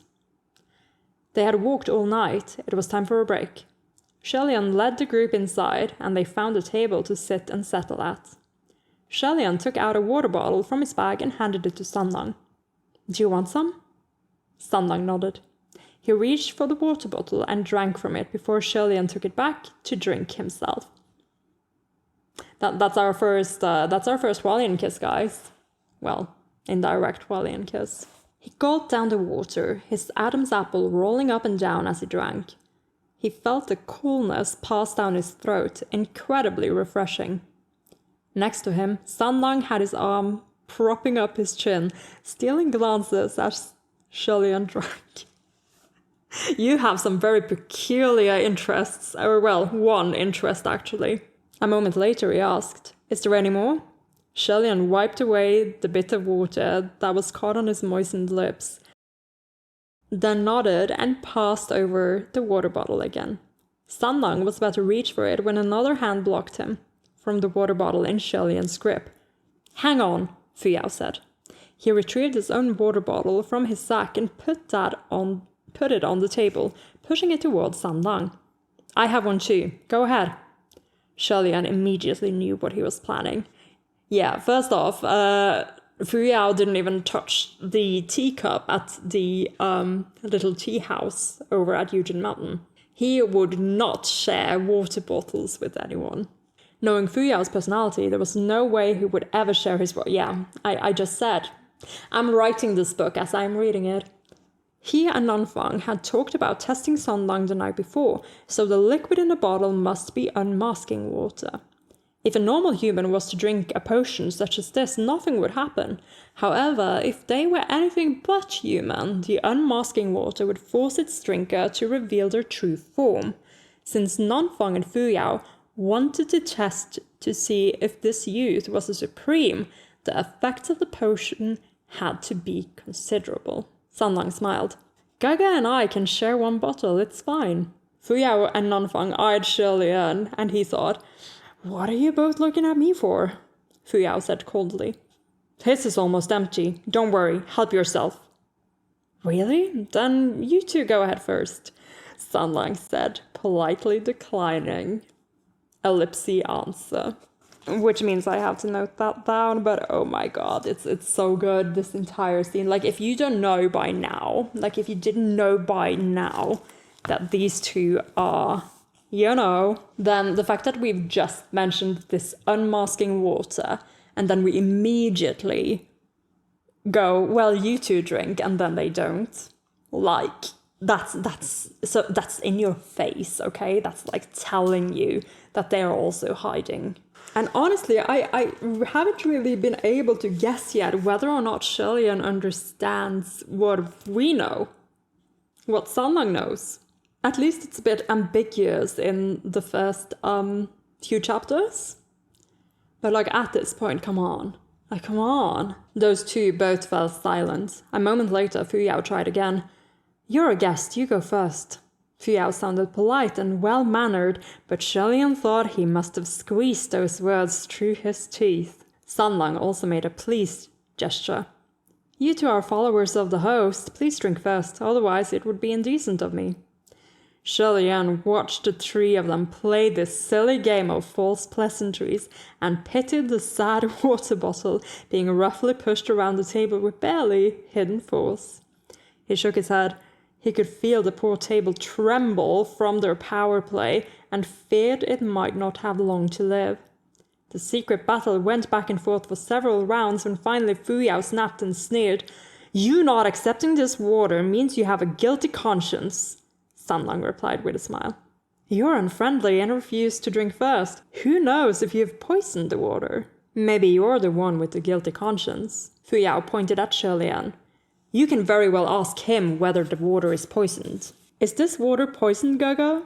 San Lang turned to Shilian. It was quite a cunning question. Technically, unmasking water was a potion that exposed one's true form and didn't harm real people. Shilian replied slowly. "It's not poisoned, but..." Fu Yao and Nanfang focused their glare on San Lang, and he surprisingly let go of his grip on the bottle. "All right." San Lang grabbed the bottle and shook it playfully in his hand. "If Gaga says it's okay, I'll take a drink." He gulped down the contents of the bottle in one go. Shilian didn't think he'd be so straightforward and was shocked. Nanfang and Fu Yao were stunned too and tensed immediately. Yet who knew? After San Lang drank all that unmasking water, he shook the bottle again, then threw it over his shoulder where it crashed and shattered. "Tastes bad."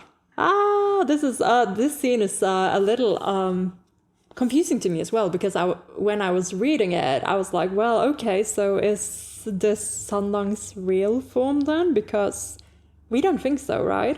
Like, we know now that this is the real form. So I'm guessing it's just that he's so powerful that he is able to overcome the effects of this. That's the only solution that there's left.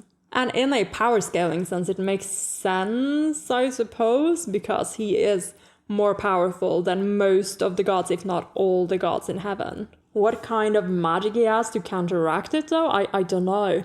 Like, maybe he actually drinks it, and it does reveal his true form, but he just immediately replaces it or something, like milliseconds sort of thing. You can't even see something happening. I don't know. But the point is, this is not enough to make him reveal himself for these junior officials. Bewilderment flashed across Fu Yao's face when he saw that the unmasking water did nothing to San Lang. A moment later, he replied coolly, "It's only water, doesn't it all taste the same? What difference is there?" San Lang reached for the water bottle next to Shilian's elbow again and replied, "Of course it's different. This one tastes much better." Shilian smiled despite himself. San Lang really didn't care about any challenges being thrown his way, nor did he care about his true identity. So other than entertainment, this fight was meaningless. Nor does he care about his true identity. Is this already kind of Shilian being like, well, we do in fact know that he has a secret identity, and we do in fact know that it's gotta be a supreme, which only leaves Hua Cheng, like, even at this point, like, it couldn't be anyone else. Come on. Shilian thought that would be the end of it, but Nanfang stood up and dropped his sword onto the table with a loud clang. With such a strong battle aura surrounding him, at first Shilian thought Nanfang intended to end San Lang for good. It left him speechless for a moment. "What are you doing?" "The road ahead is dangerous," Nanfang stated darkly. "This is my gift to our little buddy, for self-defense." The sheath of the sword was ancient in design and bore wear and tear from the passing of ages. It was no ordinary sword. Shilian's eyes widened in recognition. Yes, because this was one of Shilian's swords, right? And he put his hand over his forehead and turned away. He muttered to himself, "It's Hongjing." The name of this sword was indeed Hongjing, meaning red mirror. Oh, okay, so Hongjing, red mirror. It was a sacred sword. While it could not fight evil, no evil could escape its spiritual mirror. Should any non-human entities pull it from its sheath, the blade would turn red as if covered in blood, and the crimson blade would reflect the true form of that which unsheathed it. Whether wrath or supreme, none could escape. There were no young men who would not be interested in swords or horses, so Sanlang appeared rather intrigued. "Oh, let me see."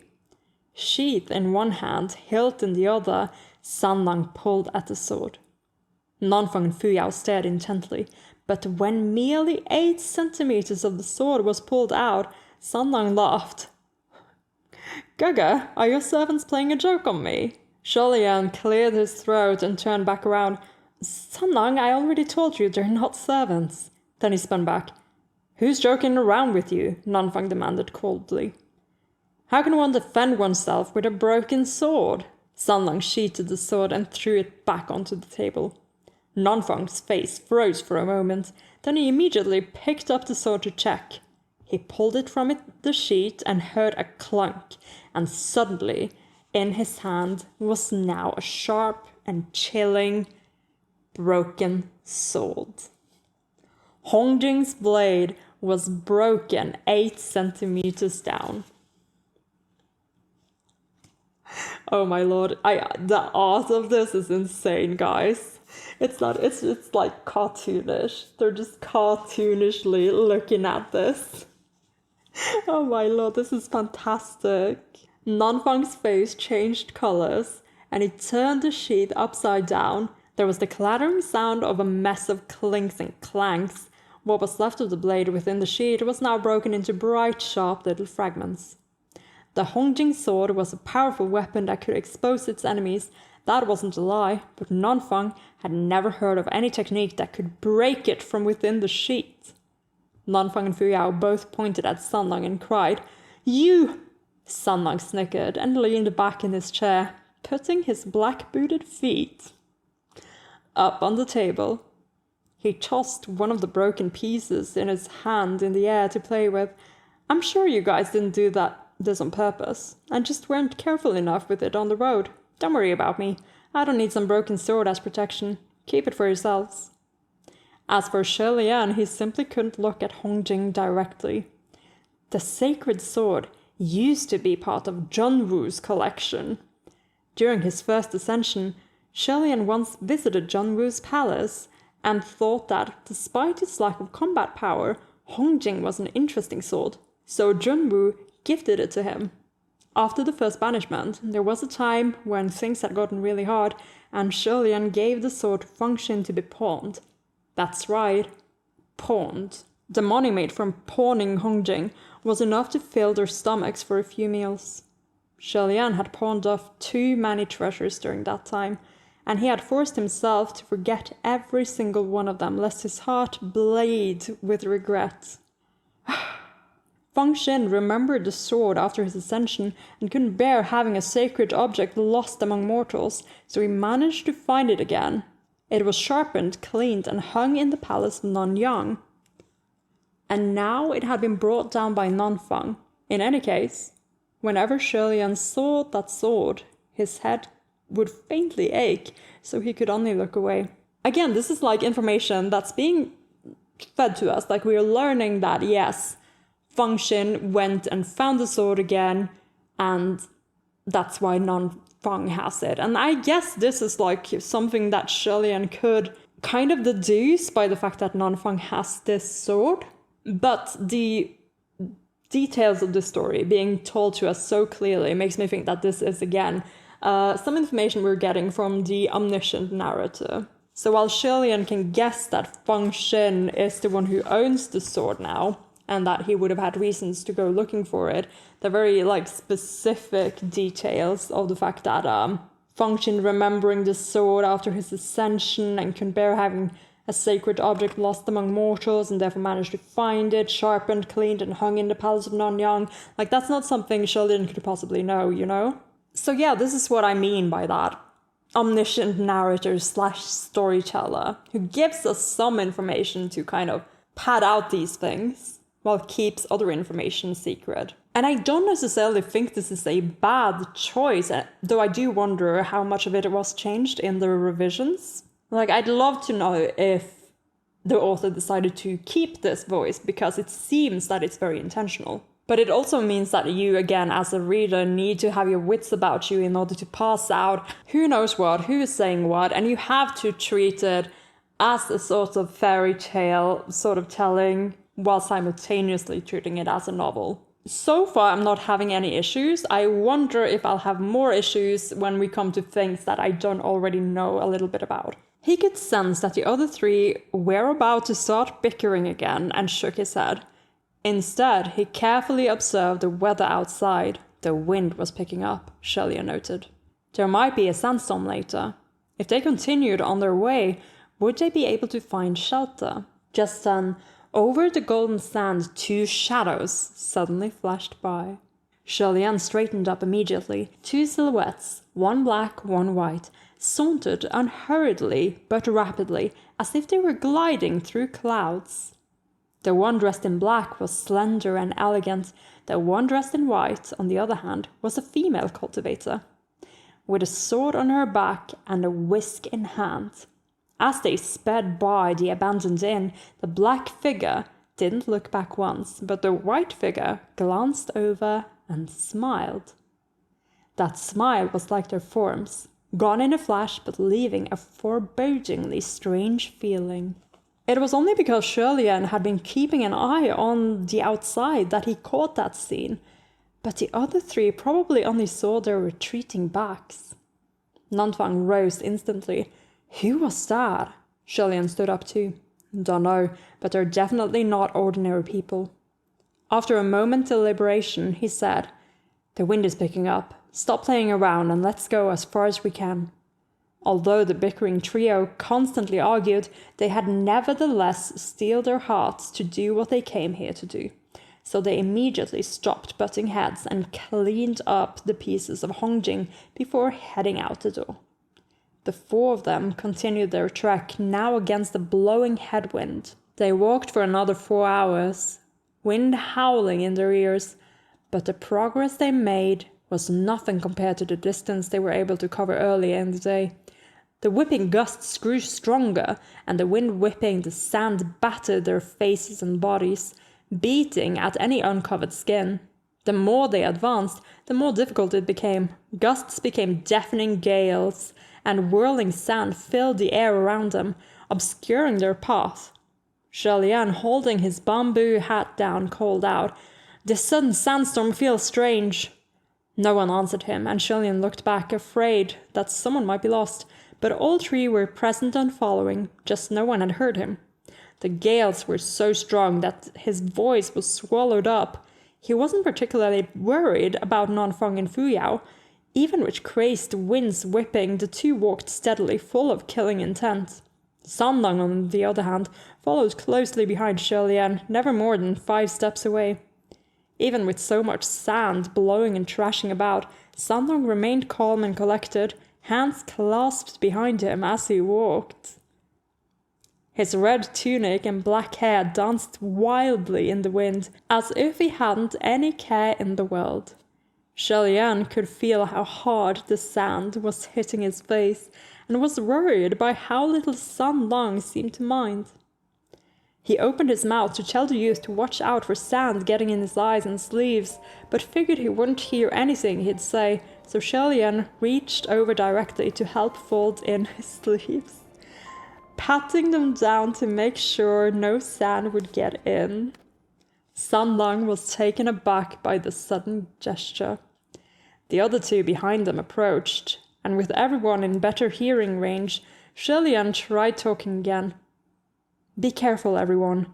This wind came out of nowhere. It's not right. There may be evil within." "Well, no, but it's not right, that's for sure." "It's just a little sandstorm. How evil can it be?" Fuyao said. Shelia shook his head. "The wind is all right. It's what the sand might carry that I'm worried about." Just then, a powerful gust whipped by, blowing off Shelian's bamboo hat. If it flew off, it would disappear into the desert forever. But Sanlang reacted immediately and grabbed the hat just in time, with an abnormally fast hand. He returned the bamboo hat to Shelian once more, and Shelian thanked him. As he retied the hat onto his head, he said, "We should probably find shelter for the time being." Okay, it's cute. It's still cute in the book. But the Donghua really sprinkled some extra stuff in here. Like, yeah, Sholian still fixes his clothes or whatever, but the hat grab and the retying part, it was so good. Like in the Donghua, he's just grabbing it right behind his head so that they're getting closer. They added padding to this. They added sprinkles and glazing, and I absolutely adore it. They saw this little scene and went, "It's gay, but I don't think it's gay enough." And they were right. They were absolutely right about that. Fu Yao countered, "If there's evil in this storm trying to stop us from advancing, then we must continue." Before Sholian could say anything, Sanlang burst out laughing. Fu Yao's head shot up, and he coldly demanded, "What are you laughing at?" Sanlang folded his arms and chuckled. "Does being contradictory give you the satisfaction of feeling unique and independent?" Oh my god. Sholian had thought before that although this youth was always smiling, it was often difficult to discern whether it was genuine or purposely courteous as a form of mockery. This time, however, anyone could tell that there was not a trace of sincerity in his smile. Fu Yao's eyes grew dark, and Sholian raised his hand. "Stop right there, you two. If you've got things to say, you can say them later. It won't be funny if the wind gets any stronger." "What? Think it'll blow you away?" Fu Yao mocked. "Yes, that may very well Sholian then finished before the three in front of him suddenly vanished. Actually, they weren't the ones who vanished. He did. Another powerful gust had carried him away for real. A twister. Sholian spun wildly in the sky. He threw out his arm and cried, "Roya, grab onto something dependably solid." Roya shot out from within Sholian's sleeve. In the next moment, he could feel the other end of the white bandage sink as if it was tied up to something, and it yanked him to a stop. After finally stabilizing himself in the crazed wind, Sholian realized that he had been blown over 30 meters above the ground. Sholian was now like a kite, attached to the ground by only a single thread. With sand whipping at his face, he held fast and tried to see what exactly Roya had tied itself to. Squinting and blinking, Sholian finally recognized a red silhouette. The other end of Roya seemed to be wrapped around the wrist of the youth in red. Sholian told Roya to grab hold of something dependably solid, and it grabbed onto Sanlang, because Roya does what Roya does best, and that is grabbing onto solid, dependable things, such as Sanlang. Roya only followed instructions. This is exactly what Sholian asked of Roya to do. Isn't that right, Roya? Isn't that right? I just realized that I'm squishing his face with my shoulder, but oh well. He doesn't mind. Sholian didn't know whether to laugh or cry. That's the fourth laugh or cry, guys.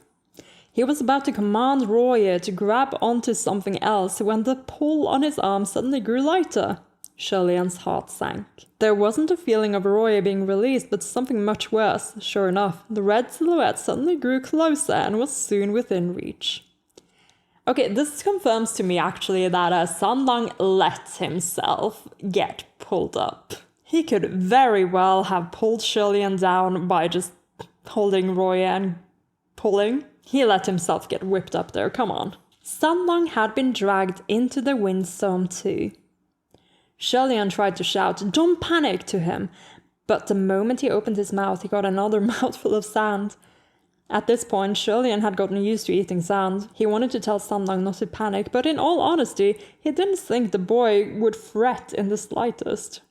Roya continued to withdraw back to Sholian, closing the distance between him and the boy who had just been blown into the sky.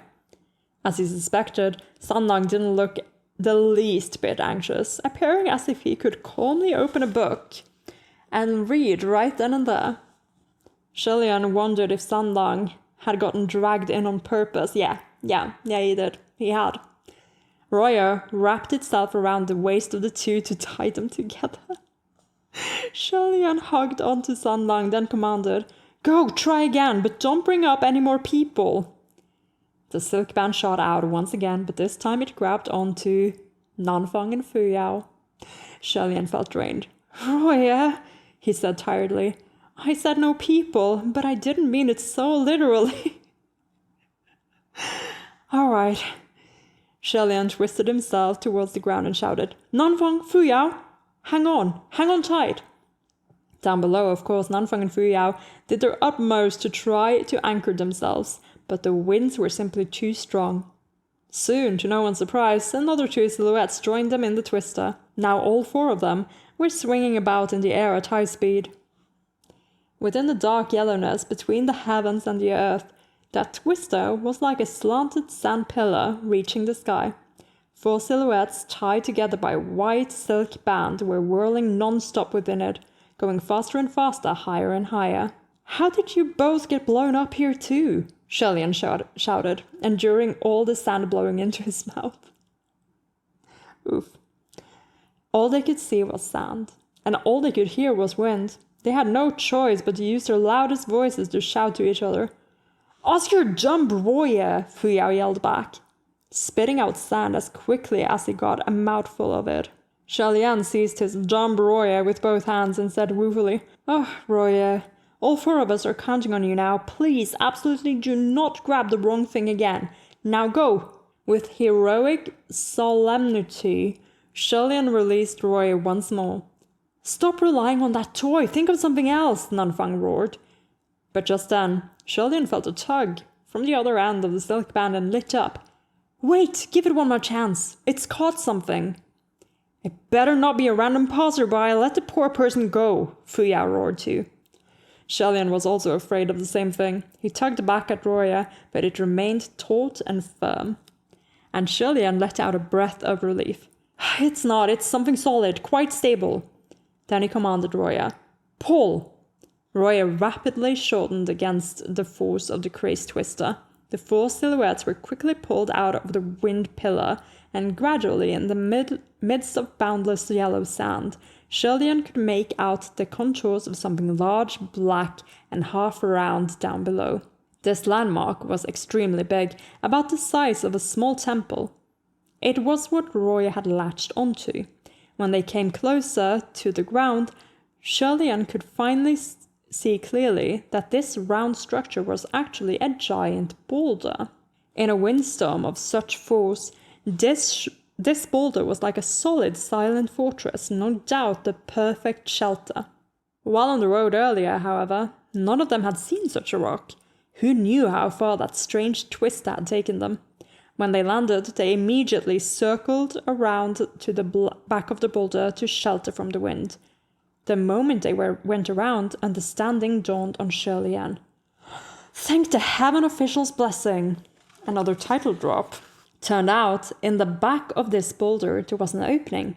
The hole was as wide as two doors, but only half the height of one. Although a bit low, it was still possible for a grown person to enter if they bent down. The hole's opening was jagged and slanted, but it appeared to be haphazardly man-made rather than naturally formed. When Shelian entered, he discovered that the inside of the boulder was hollowed out and quite deep. It was dark further inside, so he didn't bother trying to look around and settled down where there was light. He brushed the sand off Roya and wrapped it back on his wrist.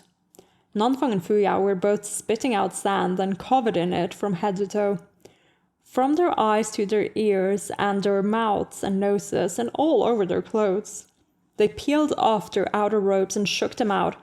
They were heavy with fine grains of sand. Of the four of them, only Sanlang looked unruffled as he lazily dusted himself off and made himself proper again. Other than his lopsided ponytail, his carefree form remained unaffected. That ponytail had been tied by Shelian and was askew to begin with, so a little wind made no noticeable difference anyway. Nanfeng wiped his face and started cursing while Shelian dumped sand from his bamboo hat. I didn't think you two would get pulled in as well. Why didn't you use the 1,000-pound weight spell? We did. It was useless, Nanfeng spat angrily. From the side, Fuyao was still ferociously shaking sand out of his outer robe and said equally ferociously, Where do you think we are? This is a desert in the northwest, not the main domain of my general.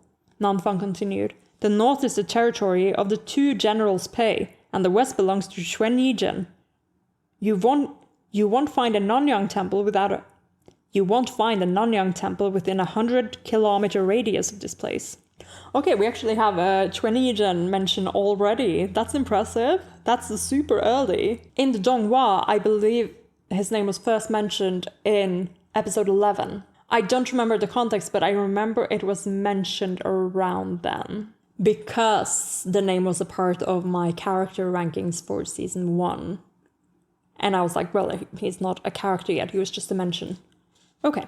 There is a saying in the mortal realm that even a powerful dragon cannot win against the local snakes. As Nanfang and Fuyao were deputy generals of the southeast and southwest, it couldn't be helped that their powers were restricted when they tried to use them outside of their own territories.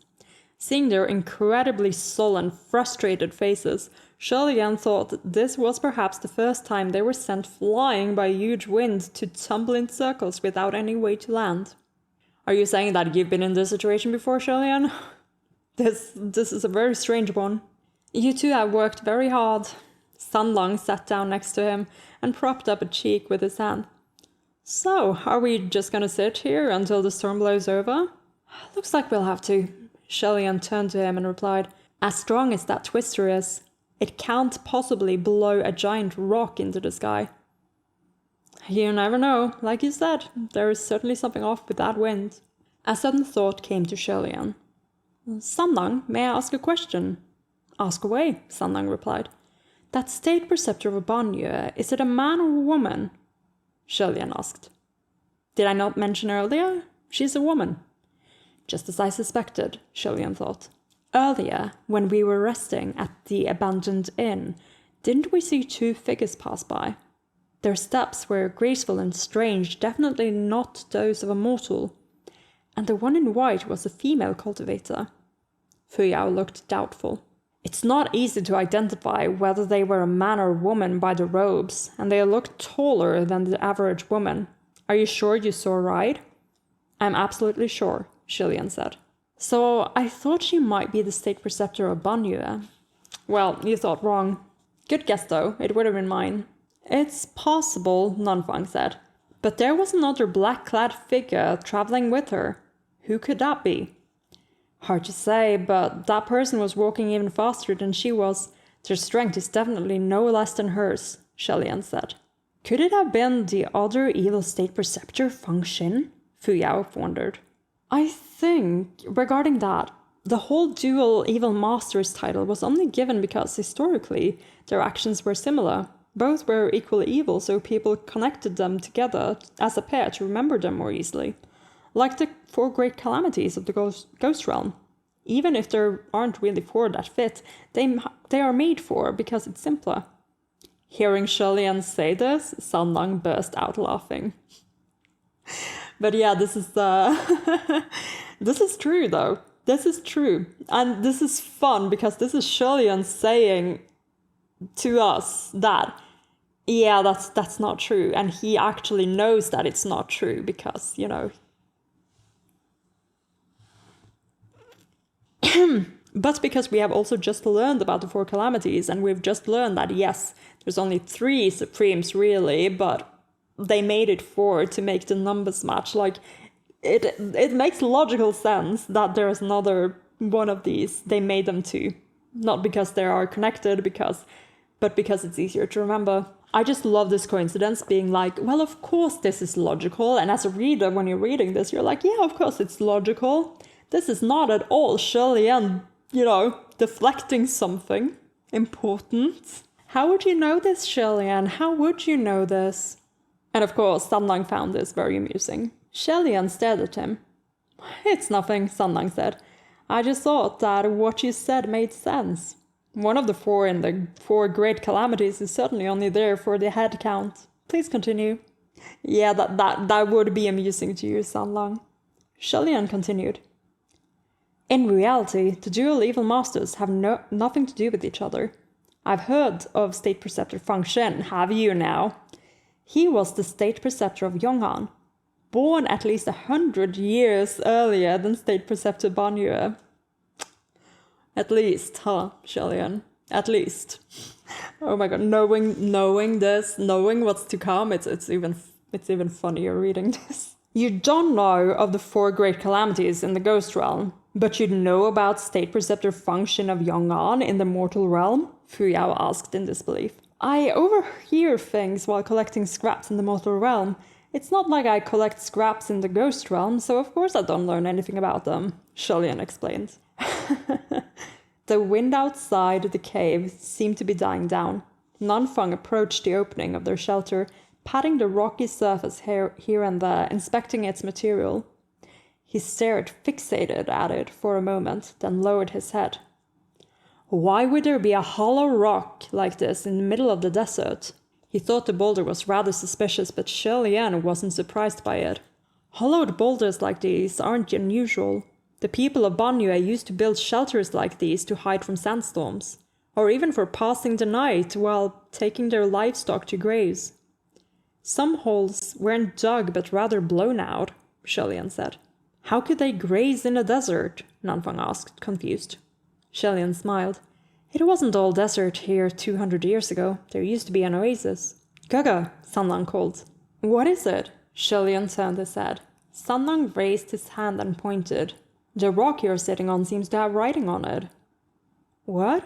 Shelian looked down, then stood up and found that where he had been sitting was actually a stele.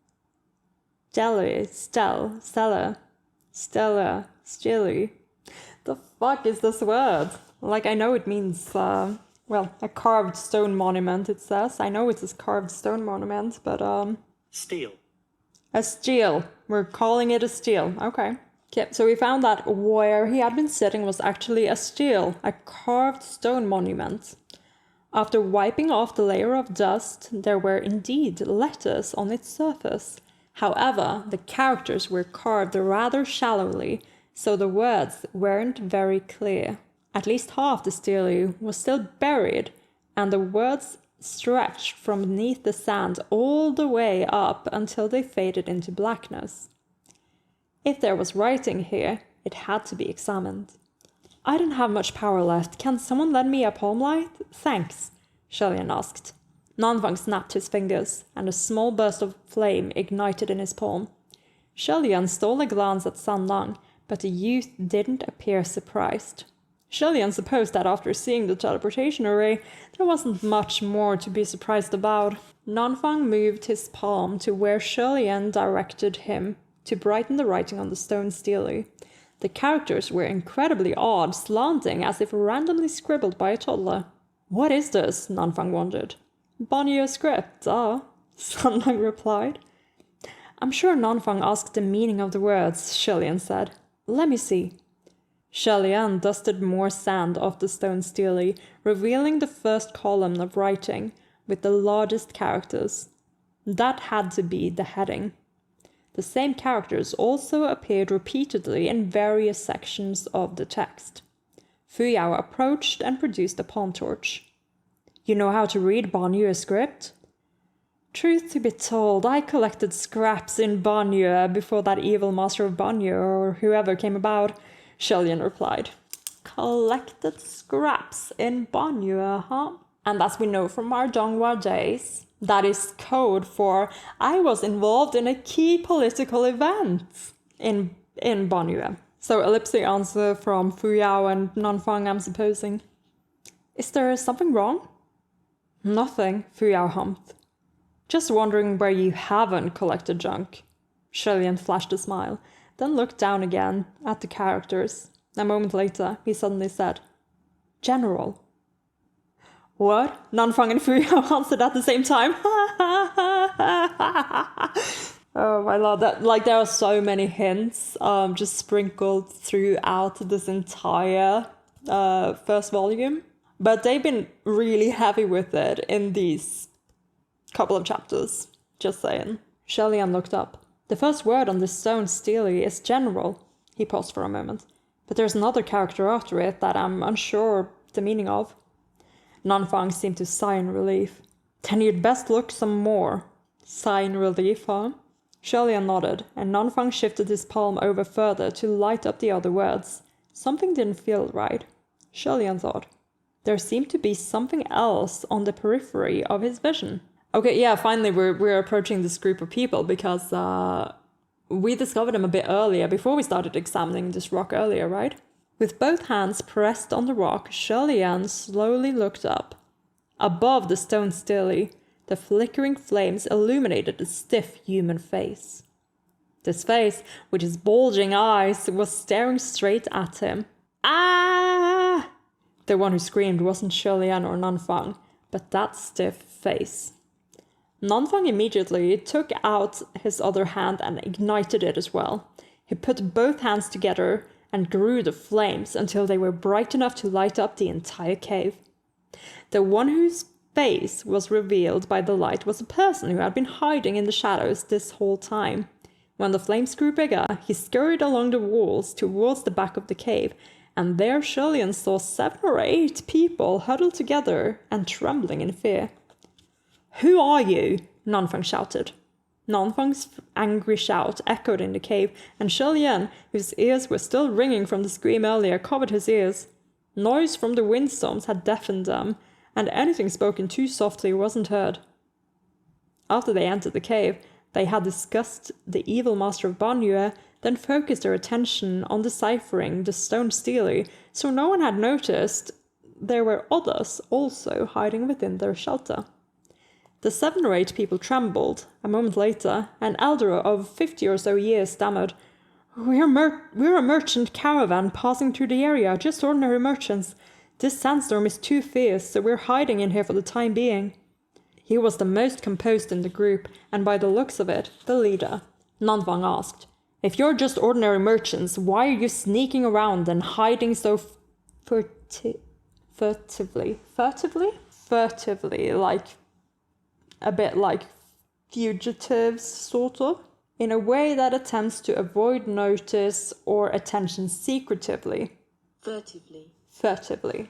The elder was about to respond when a youth of around 17 years shouted, "We weren't planning on sneaking around, but you guys suddenly rushed in here. Who knows whether you're good or evil? Then we heard you talk about the evil master of Banyue, then some ghost realm stuff, and you ignited fire in your palms. We thought you guys were the Banyue soldiers out patrolling and hunting for flesh. No way we'd make a sound." "Stop talking, Tianshang." The old man hushed the boy, afraid that he might have offended the other party.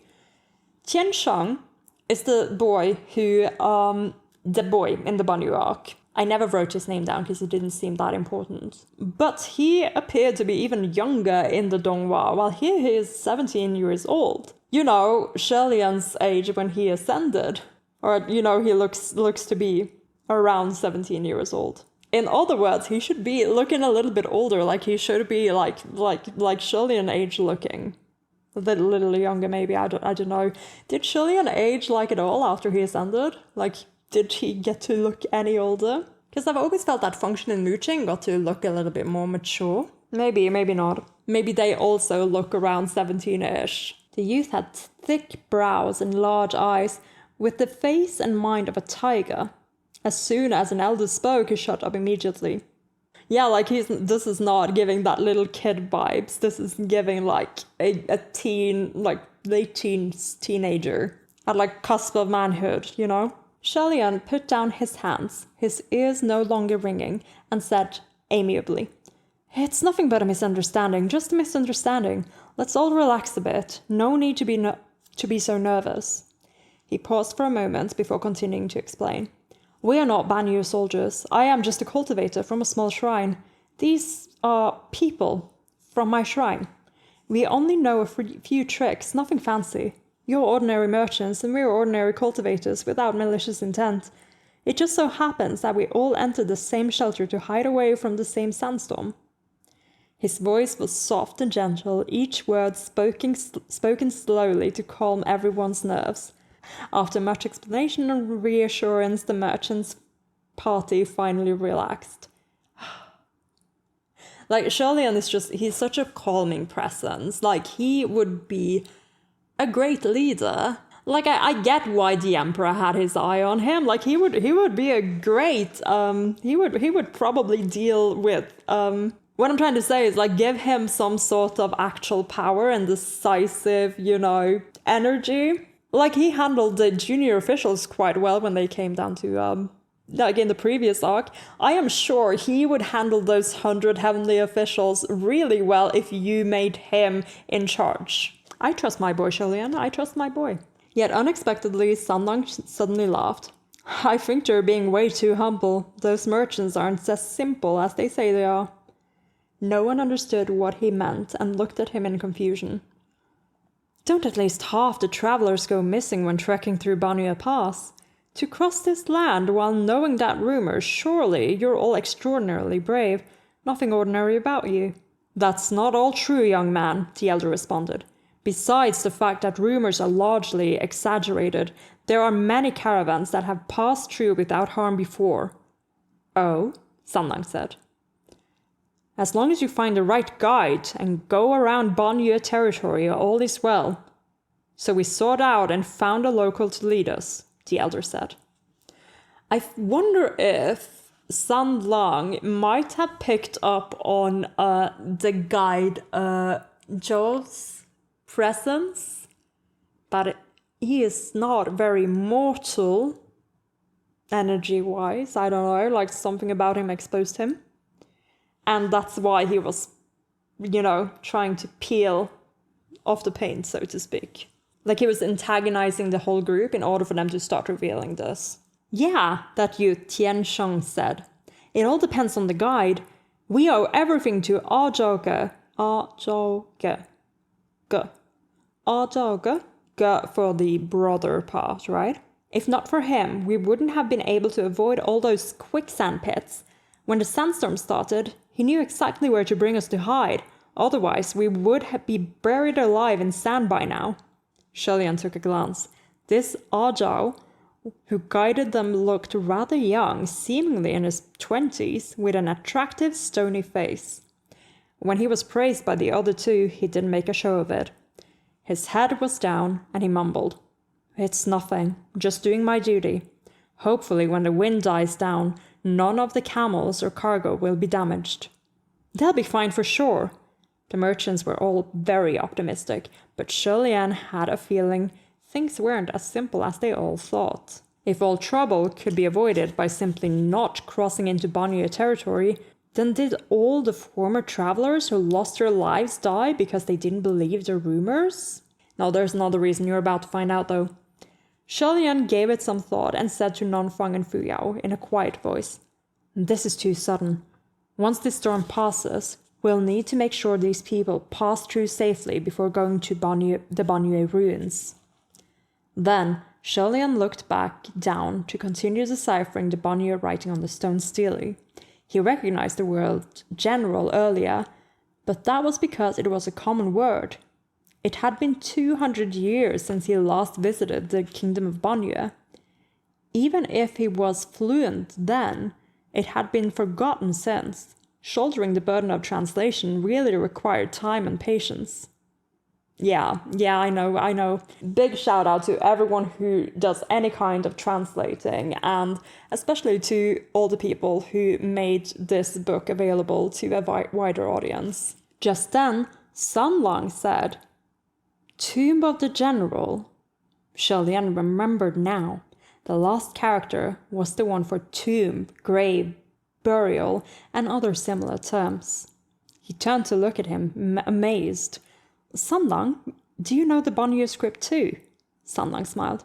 Not much. I only know a few words because they're interesting.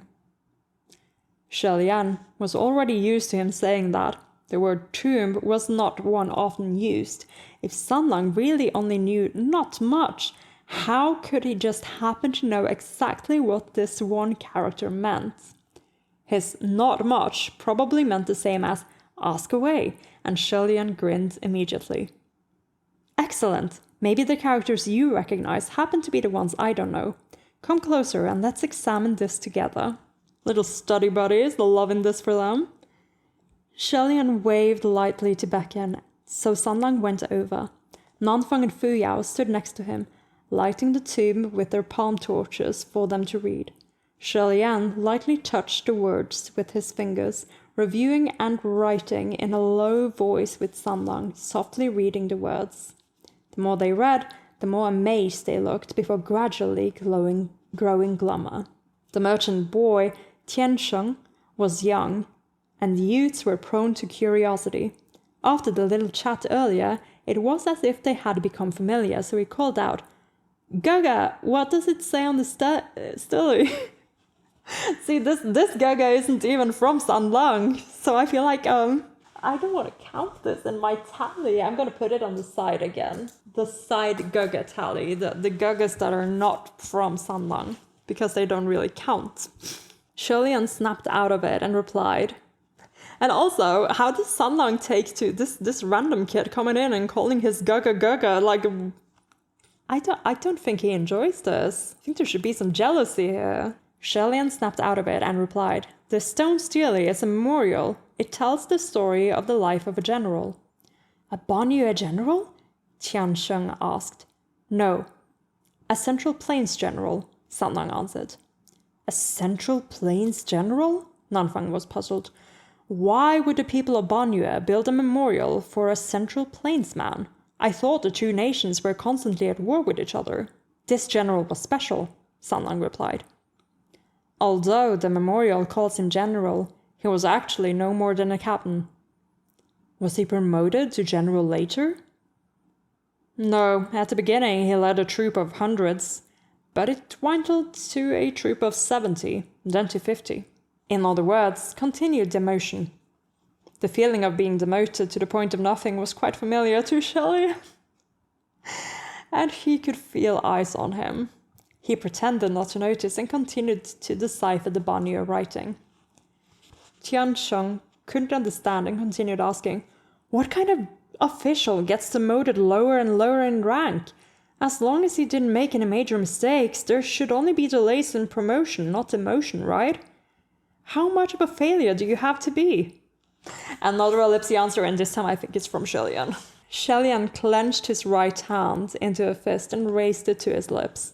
He faintly cleared his throat and replied in a stern voice, "Young man, receiving continuous demotion isn't not as rare as you think." "Huh?" Sanlang chuckled. "It's true, it happens a lot." He paused before continuing. "This captain got demoted time and time again, not because he was incapable or incompetent. It's because despite poor relations on both sides of this conflict, instead of winning battles on the battlefield, he kept getting in the way." "What do you mean getting in the way?" Nanfang asked. "He prevented his enemies from killing civilians of the Central Plains, and he also blocked his own army from killing the people of Banyue. Every time he did this, he got demoted a rank." Sanlang spoke lightheartedly, and the 7 or 8 merchants sat closer to him like it was story time. Soon they got into it and started commentating. "I don't think the captain did anything wrong," Tian Sheng remarked. "It shouldn't be a problem to let soldiers kill each other, but not civilians, right? He's too blindly kind for a soldier. But overall, he didn't commit any crimes?" "Yeah, he was saving lives, not killing people." Sholian smiled at all the comments. These merchants before them had never lived a day at a battle-torn border. They were not the same people as those here 200 years ago. The kingdom of Banyue had long since perished. It was easy for them to say this, criticize that, even give compliments, but the actions of that captain weren't so easily forgiven back then, not with a simple remark like, "He's too blindly kind." Within the group, only Ado understood better. Probably because he was local. Now is now, 200 years ago is 200 years ago. To only receive demotions was a blessing for this captain. Fuyao, however, clicked his tongue. How laughable. Sholian could pretty much guess what he was about to say and rubbed his forehead. Sure enough, the light of the flickering flames illuminated Fuyao's glum look. One must do the duty demanded by their position. If he became a soldier, then he must always remember to defend his country and kill enemies on the front lines. Casualties are inevitable in war. Such soft-heartedness has no place in war and will only drag down his fellow soldiers. His enemies will also think him foolish. No one will thank him in the end. Fuyao's words had irrefutable logic, and silence soon filled the cave. He continued dryly. People like that only have one end: death. They will either die in battle or at the hands of their own people. After being struck speechless for a moment, Shulian broke the silence. Yeah, you're right. He did die. Tiansheng was shocked. Oh, how did he die? Was he really killed by his own people? After a moment of deliberation, Shulian still replied in the end, Not really. Here it says that there was once a battle when both sides clashed, and as they fought, this man's bootlaces came loose and he stepped on them, tripped. Then everyone in the cave had assumed the death must have been tragic but heroic, so they were all taken aback at first, thinking, what kind of death was that? Then laughter exploded. He was trampled by the soldiers on both sides, who were blinded by murderous rage, and was cut down by a mess of random weapons. Lots of laughter. Is it that funny? Sanlang quirked a brow. Shulian also piped up. Yeah, it's rather tragic. Let's be more sympathetic and not laugh, okay? We're in his tomb after all. Let's give him some face. Oh, Shulian. I guess it's easier to defend himself when it's someone else, you know? I don't mean anything malicious by laughing, Tiansheng immediately claimed. But his death is just so... There was nothing Shulian could do. Reading the epitaph to this point, even he wanted to laugh. He didn't comment and continued to translate. In any case, even though this captain didn't have a good reputation in the army, some of the border citizens of both Banyue and Yong'an were very grateful for his effort, so they called him General. They built this simple stone tomb for him and erected a stone stele to remember him by. Later, the people of Banyue discovered another miraculous thing about this memorial. As long as one kowtows before this stone stele 3 times, one can transform all disasters met in the Gobi to good fortune. Sanlang completed the translation. He spoke so enigmatically that it was very convincing. His expression was also serious, so when the group heard, several of them immediately started prostrating, muttering that they'd rather believe it true than not. Shulian, however, was confused. What? Is that written here? Is it really that magical? Sanlang smiled softly and said in a lower voice, No, I made that up, but since they laughed earlier, their prostrating now should make up for it. Shulian looked back at the stone stele and saw that it was indeed the end of the epitaph, and there were no more words. He had been feeling a bit woeful, but now he thought it funny. He whispered back, Why are you so mischievous? Sanlang stuck out his tongue, and the two chuckled. They're so cute. They really are so cute. And I just love again how Sanlang just reads Shulian's mood here and manages to turn the situation around to make him smile. Just then, someone shrieked. Here they come. What's this? The shriek echoed in the cave, sharply reverberating against the walls, and it caused all their hairs to stand up. Shulian instantly turned towards where the shriek came from and demanded, What happened? Where the merchants were once prostrating, everyone had jumped up in a flash and scurried away in fear and alarm. Snake! Nanfang and Fuyao moved their palms towards the commotion and lit up the ground in that direction. Curled on the sandy floor was a slender, brilliantly colored snake. Why is there a snake? The crowd was growing increasingly anxious. How did this snake not make any noise? We didn't hear when it slithered over at all. When the flames appeared near the snake, it instantly became alert and raised itself to an attack position. Nanfang was about to torch it when someone leisurely strolled over. That person easily snatched the snake with his left hand, clutching it at its heart. He brought it closer to observe it and said, Isn't it normal to see snakes in the desert? Someone that fearlessly gutsy was, of course, Sanlang. They say to fight a snake, seize it at its heart. If pressed there hard enough, no matter how venomous its fangs, it'll be helpless. The snake wrapped its long tail around Sanlang's left arm meekly. At close range, Shulian could see it clearly. The snake had translucent skin, and its vivid red insides were visible and mixed with threads of black, resembling organs. Rather disgusting. The tail was the color of flesh and segmented with layers of hard shell, unlike that of a snake, more like a scorpion. Seeing this, Sholian's face changed, and he called out, "Watch out for its tail!" Before Sholian finished speaking, the long snake body wrapped around Sun Lang's left arm suddenly let go. The tail snapped backwards and tried to stab viciously towards Sun Lang.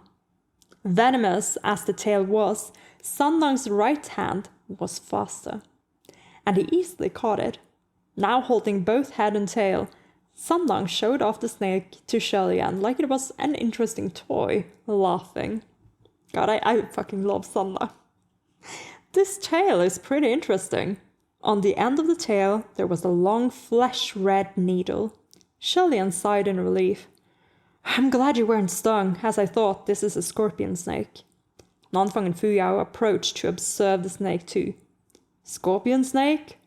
"That's right," Sholian said. "It's a kind of venomous vermin found only in Banyue. They're very rare. I've never seen one before, but I've heard of them. Body of a snake, tail of a scorpion. Its venom has the strength of both combined, and if bitten or stung..." Sholian trailed off.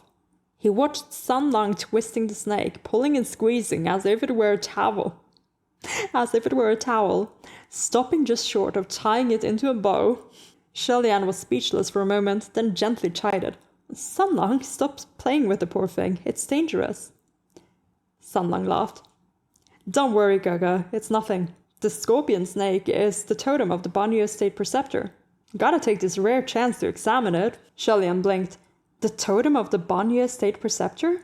"That's right," Sun Lang said. "Apparently it was because the State Preceptor could control these scorpion snakes that the people of Banyue believed in her infinite powers and worshipped her." Hearing the word control alarmed Sholian. When it came to controlling anything, whatever it might be, they usually came in huge numbers. He immediately cried, "Everyone, leave this cave. There may be more than one scorpion snake." Before he could finish, there came a wail. "Snake!" Other voices started yelling. "So many snakes! Over here too!" From the shadows, 7 or 8 scorpion snakes soundlessly slithered into the cave. They came so swiftly and quietly from unknown crevices, but they didn't attack, only watched, judging. Soundless in both movement and attack, not even hissing, truly extremely dangerous. Nanfang and Fuyao released 2 fireballs and shot them towards the snakes, and a large ball of fire exploded inside the cave. "Get out!" Sholian yelled. No one needed to be told twice, and everyone ran outside. Luckily, it was still light out and the twister had long passed. The wind calmed. The group of them escaped into open ground and kept running. As they ran, someone said, "That stone memorial is too scary. How come after we kowtowed 3 times we still ran into stuff like that?" Sholian was thankful that they didn't know those last words were fabricated by Sun Lang. But then he heard someone else say, "Yeah, it's pretty much the same effect as worshipping the scrappy mortal. The more you pray, the unluckier you become." A lipsy answer from Sholian. Even when the issue was barely related to him, he still got shot. Sholian was speechless. Suddenly, Qiansheng yelped in alarm. "Uncle Zhang!" The elder he had been assisting had collapsed. Sholian darted over. Oh, and then we have a little bit of art. We have a little bit of scorpion snakes. And then we have Sun Lang and Sholian here in the middle. The other travelers and merchants standing around. This is a cool perspective. Very cute. What happened? Pain filled the face of old man Zhang, and he raised a shaky hand. Sholian grabbed a hold of his hand and frowned, his heart sinking. There was a growing angry swelling spreading rapidly down his palm, and within the red and purple bruising, there were 2 small punctures barely visible. A wound that tiny would not have otherwise been noticed until it was too late. "Everyone, check and see if you have any wounds on your bodies," Sholian called immediately. "If you do, use a rope to stop the spread." Shelian turned the hand over to examine his meridians and saw that the red and purple swelling was visibly climbing up the veins of the arm. What a formidable venom, Shelian thought. He was just about to unravel Roya when, next to him, Ado ripped a strip of fabric from his own clothing and promptly knotted it tightly around the man's biceps to prevent the venom from progressing. Shelian mentally praised him. He looked up, and without needing him to say anything, Nanfang had already taken out a medicine bottle and popped out a pill. Shelian helped the old man swallow it. "Uncle, are you okay?" Tianchong cried. "Ado, Uncle won't die, will he?" Ado shook his head. "To be bitten by the scorpion snake means certain death within 4 hours." Tianchong was shaken. "Then what should we do?" Old man Zhong was the leader of the caravan, and the other merchants also started panicking. "Our friend here just gave him a pill, right?" "That wasn't an antidote," Nanfang said. "It's for temporary longevity. The most it can give him is 24 hours. The crowd became even more distressed. "Only 24 hours?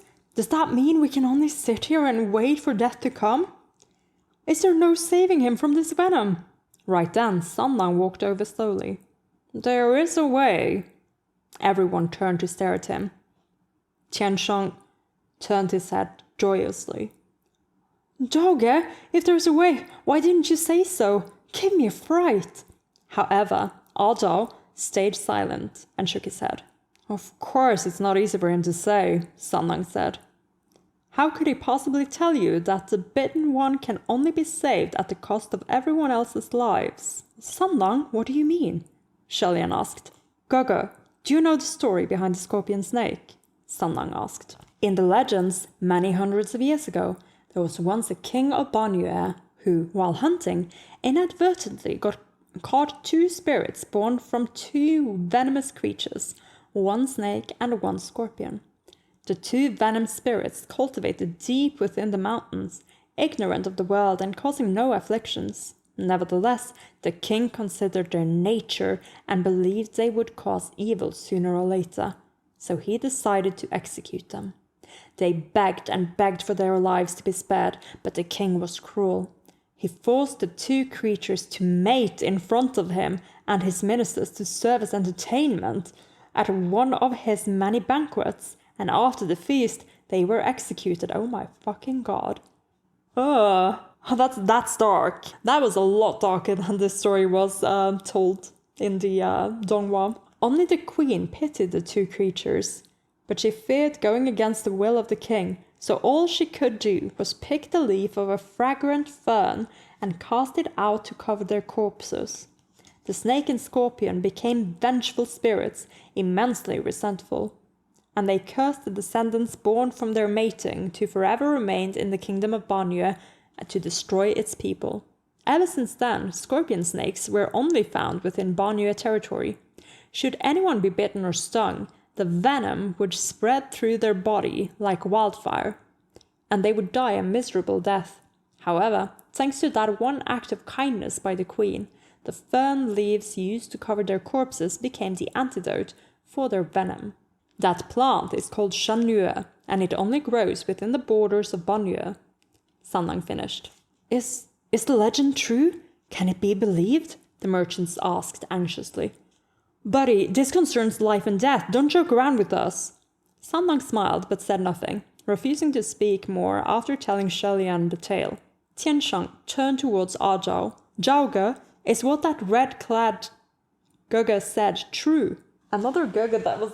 Tiansheng is completely ruining my tally here. I'm really making just a separate tally that's not Sanlang-related Gogas. I feel like they don't count. After a moment of hesitation, Zhao replied, "Whether the legend is true, I do not know, but the Shanue plant does grow within the walls of Banyue, and it is indeed the antidote for the scorpion snake venom, meaning the only way to live after getting bitten is to venture into the kingdom of Banyue," Shelian said. No wonder so many caravans passed through Banyue territory despite knowing the deadly rumors. It wasn't that they were defiant and stubbornly went to seek their own deaths, but rather that if they didn't go, they would most certainly die. The scorpion snake was the totem of the evil master of Banyue, and she also controlled them. The appearance of these snakes was no mere coincidence. With only a few heavenly officials like them here, there was no way they could ensure the absolute safety of the entire merchant group, and there was no telling how many more snakes would show. Shelian raised 2 fingers and pressed them against his temple, trying to connect with the heavenly communication array to see if he could shamelessly borrow some more junior officials. No dice. He couldn't connect to the array, couldn't reach out at all. Shelian lowered his hand and wondered, I didn't use up all my spiritual powers, did I? I calculated this morning, and there was still a little bit left. He turned to Nanfeng and Fuyao. Can either of you try to connect to the communication array? I'm getting no connection. After a moment, the other 2 also looked grim. I can't get in either, Nanfeng said. There were cases where the connection would become fuzzy near highly evil auras potent enough to diminish the powers of various heavenly officials, and sometimes cut them off completely. It seemed that was the situation they were in now. Shelian paced back and forth and wondered out loud, it might be because we're too close to the kingdom of Banyue, so the communication array is blocked. Just then, in the corner of his eye, there was a flash of red. Nanfeng and Fuyao were busy trying to reconnect with the communication array, and everyone else was occupied checking for wounds on their bodies.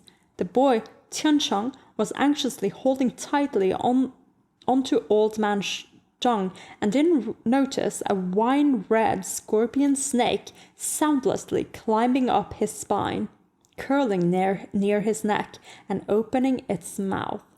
However, the fangs were not aiming at Tiancheng's neck, but at Sanlang's arm right next to it. The snake leaned back, then pounced. In the speed of a second, before the snake had the chance to sink its fangs into Sanlang, Shelian's hand shot out and snatched it right at the heart with blinding precision.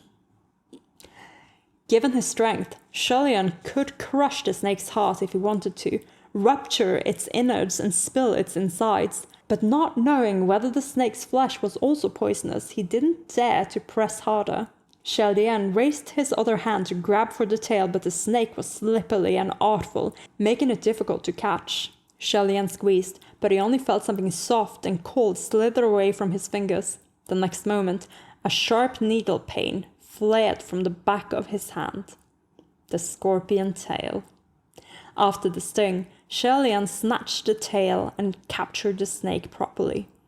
Then squeezed down hard until it fell unconscious. Even having been stung, Shelian's face never changed, and he tossed the unconscious snake onto the ground indifferently. Everyone be careful, there may be more snakes around. He felt a tight grip on his wrist before he finished and looked to see that it was Sanlang who caught hold of him. Sanlang? Shelian was slightly taken aback.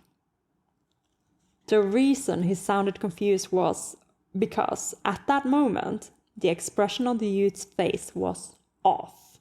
It was unexplainable, frosty, almost to the point of being frightening. His eyes were focused intently on the tiny wounds on the back of Shelian's hand.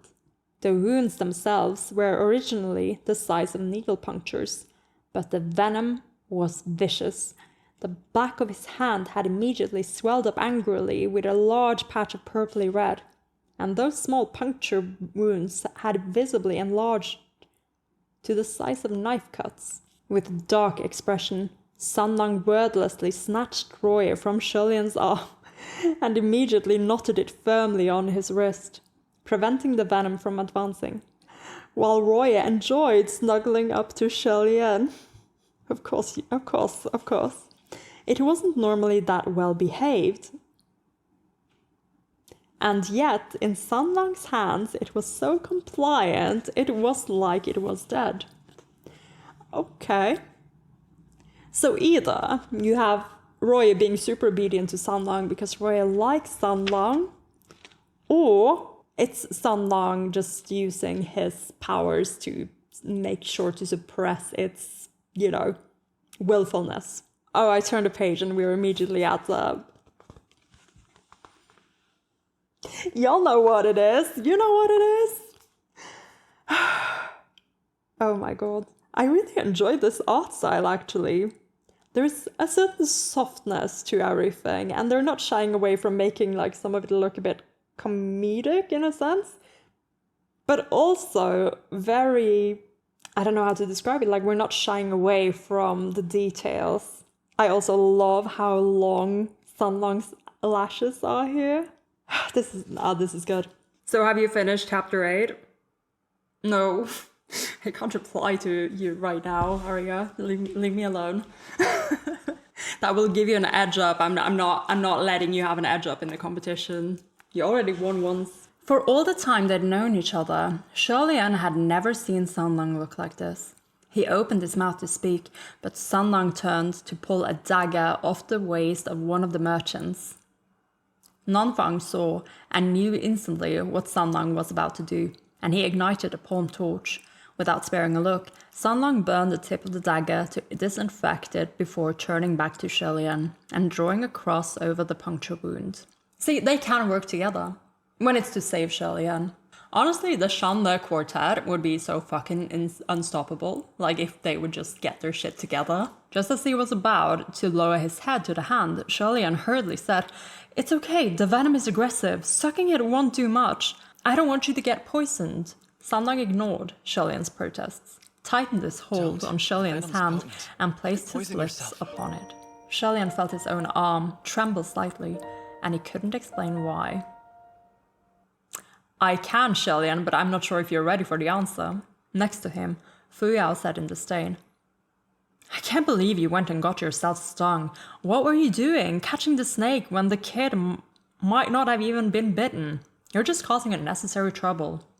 That was true. Now that Shirley-Ann thought back to the airy way Sunlong played with the snake in the cave, he probably wouldn't have even cared about an attack and would have easily avoided being bitten. But just in case Sunlong didn't notice the snake in time, then wouldn't it be too late for regrets? Shirley-Ann waved his good hand. "Don't worry, it's not like it hurts, and I won't die from it." This is kind of a parallel to Xiaoying again, who did go after Xuanji, even though in hindsight it wouldn't have done anything. But just in case. The difference, of course, being that Shirley-Ann is capable, but he made a little mistake. Shirley-Ann waved his good hand. "Don't worry, it's not like it hurts, and I won't die from it." "You're really not in pain?" Fu Yao asked. "Really, I don't feel pain anymore," Shirley-Ann answered honestly. His words were true. Shirley-Ann was someone who possessed the worst of luck, so when he ventured deep into the mountains, 8 times out of 10, he would step on vipers or run into venomous insects and get bitten, stung, jabbed, or poisoned in thousands of ways. I think I've gotten this part sent to me before, actually. I think I've read this part. However, he'd always been very stubborn at not dying, and at most he'd run a fever. After 3 days and 3 nights of fever, he'd wake up, right as rain, and continue on as if nothing had happened. He simply wasn't sensitive to pain, so as much as it hurt, he could live with it. Okay. Yeah, this is something we're gonna have to dig into, I suppose. Right after he said this, Sunlong finally looked up. The red swelling on the back of Shirley-Ann's hand had gone down, and Sunlong's lips were stained with blood. His eyes were extremely cold, and he moved his glare to the unconscious snake on the ground. There was a loud boom, and the snake abruptly exploded into a purplish-red pool of blood and flesh. The sudden blast surprised everyone, but no one knew who did it. Even if the blood didn't splatter onto anyone, there was still a feeling of unease blanketing the crowd. Tiansheng, remembering that Shirley-Ann had also been stung, asked worriedly, "Gaga, you got stung too. What will you do?" Shirley-Ann felt the bandage on his wrist and smiled. "Don't worry, little one. We'll still stick to the plan of going to the Banyue ruins and searching for the Shenyu fern." Another merchant asked, "You guys are going? What about us? Should we send someone to go with you?" "You can all stay here. Banyue territory is dangerous. The more people there, the more mishaps can happen. We will find the fern and bring it back to you within 24 hours, Shelian said. Will you really? Thank you so much. How can we possibly ever? A number of merchants started stuttering their thanks, but then their faces changed when Shelian continued to speak. In order to reach Banyue as soon as possible, I want to borrow your guide temporarily, if that's all right. Naturally, Shelian meant Ardo. The merchants went from grateful and relieved to largely hesitant. Shelian knew where they were coming from. They were afraid that Shelian might run off with their guide once he found the Banyue fern. Or even if Ardo didn't run away, he would still be greatly delayed. Nevertheless, none of them wanted to venture into that wicked place where at least half go missing, so it was a huge dilemma. Their worries were perfectly normal, so Shelian quickly added, and just in case anything else comes to attack you, Fuyao will stay until we return. With one man staying, the merchants finally agreed and nodded. All right, as long as Ardo is willing to go with you. Shelian turned to Ardo. Are you open to lending us a hand, my friend? If not, that's okay too. Ardo nodded and said, yes, but the Banyue ruins are actually not hard to get to. Just keep going in this direction and you'll reach them. Aha! Planting that direction. After bidding the merchants farewell, Ardo... Yeah, we meet again, took the lead with Shelian, Sanlong and Nonfang following right behind. A while later, Shelian inquired, Ardo, do the scorpion snakes appear frequently in this area? Not frequently. This was my first time seeing them too, Ardo replied. Shelian nodded and had no more questions. Truthfully, he did live in the Banyue area for a number of years, and this was also his first time seeing a scorpion snake. Ardo's answer was not surprising. Nanfang realized Shelian's intentions and asked in a low voice, You're suspicious of this Ardo? Shelian responded in a whisper. Either way, we've brought him out. Just keep an eye on him. In the past, it was usually Sanlong who would talk to him first. Shelian wasn't sure if it was because of the incident earlier, but the youth still looked rather upset, walking without speaking a word. Oh, I just remembered something. I just read this section again. It was pointed out to me when I was watching this part in the Donghua that in the revised editions of the books, Sanlong swallows. Yeah, he swallows Shelian's blood. He doesn't spit it out, which he does in the Donghua. And I'm guessing it's implied that he does it, but it doesn't actually say in the text that he does. It just says that he put his lips on Shelian's hand and starts to suck. Like that, not even that is specified. All that's specified is that he places his mouth on his hand and then looks up with blood staining his mouth. Nowhere, anywhere, was it ever implied that Sanlong spits. So I guess the revision was just to clarify that no, he didn't spit because the Donghua ended up animating it that way. Like, MXDX went, to be clear, that blood did not venture outside. Like, this is a very important clarification to make, so to be clear. Shelian couldn't figure out what was going on and didn't know how to talk to him, so he kept on walking as well. The four continued to trek through the vast Gobi Desert for close to an hour. The windstorm had long since passed, and without any obstructions, they advanced quickly. Soon they could see the ragged weeds here and there growing in cracks in the rock and sand. By the time the sun was setting, Shelian finally spotted an ancient walled city on the horizon. The city was difficult to see because it was the color of sand camouflaged by the yellow, so it became one with the desert. Some parts of the city walls were caved in and buried in the sand. As they approached, they found that the walls were extremely high, towering over 30 meters. It wasn't hard to imagine the city's past magnificence, how grand it must have been. Passing through the Barbican, the four formally entered the kingdom of Banyue. Barbican.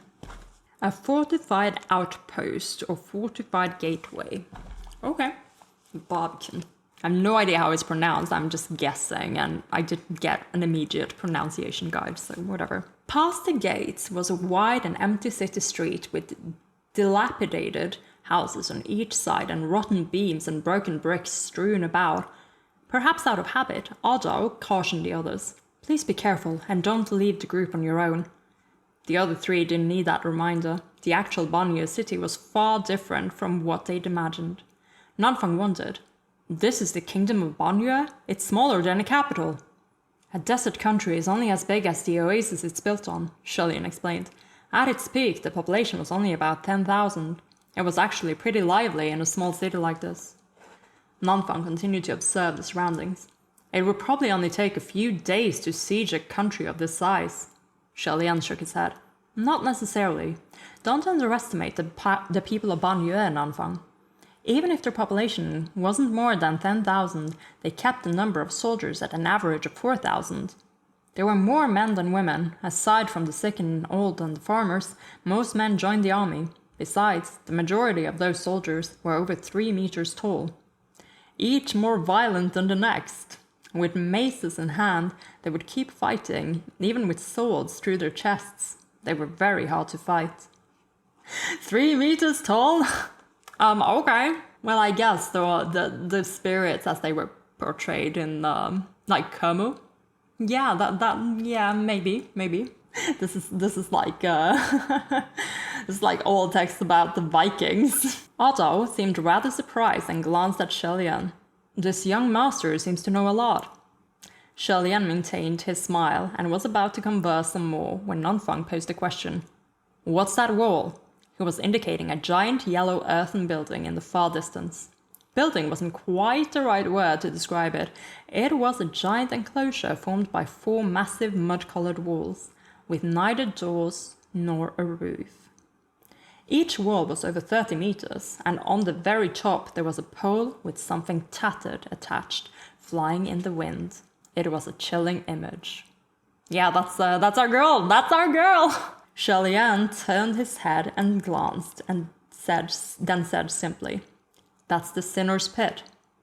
By the sound of the name alone, it was obvious it wasn't anything good. Sinner's Pit, Nanfang frowned. Humming gravely, Shulian explained. You can think of it as a jail. It was made specifically for imprisoning criminals. How does it imprison anyone if there isn't even a door? Throw them in from the top? Nanfang wondered.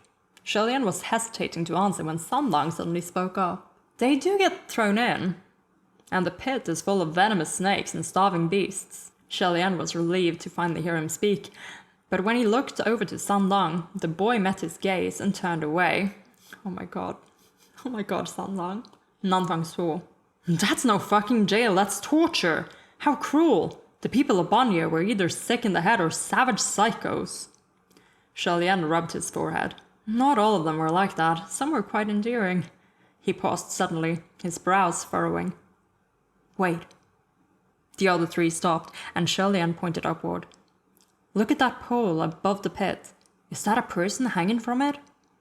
In the dimming light of the setting sun at such a distance, it was difficult to see what exactly was hanging from the pole, but going closer and scrutinizing the shape, it became obvious that it was a scrawny little person in black, their clothes unkempt, dangling in the wind like a ragdoll.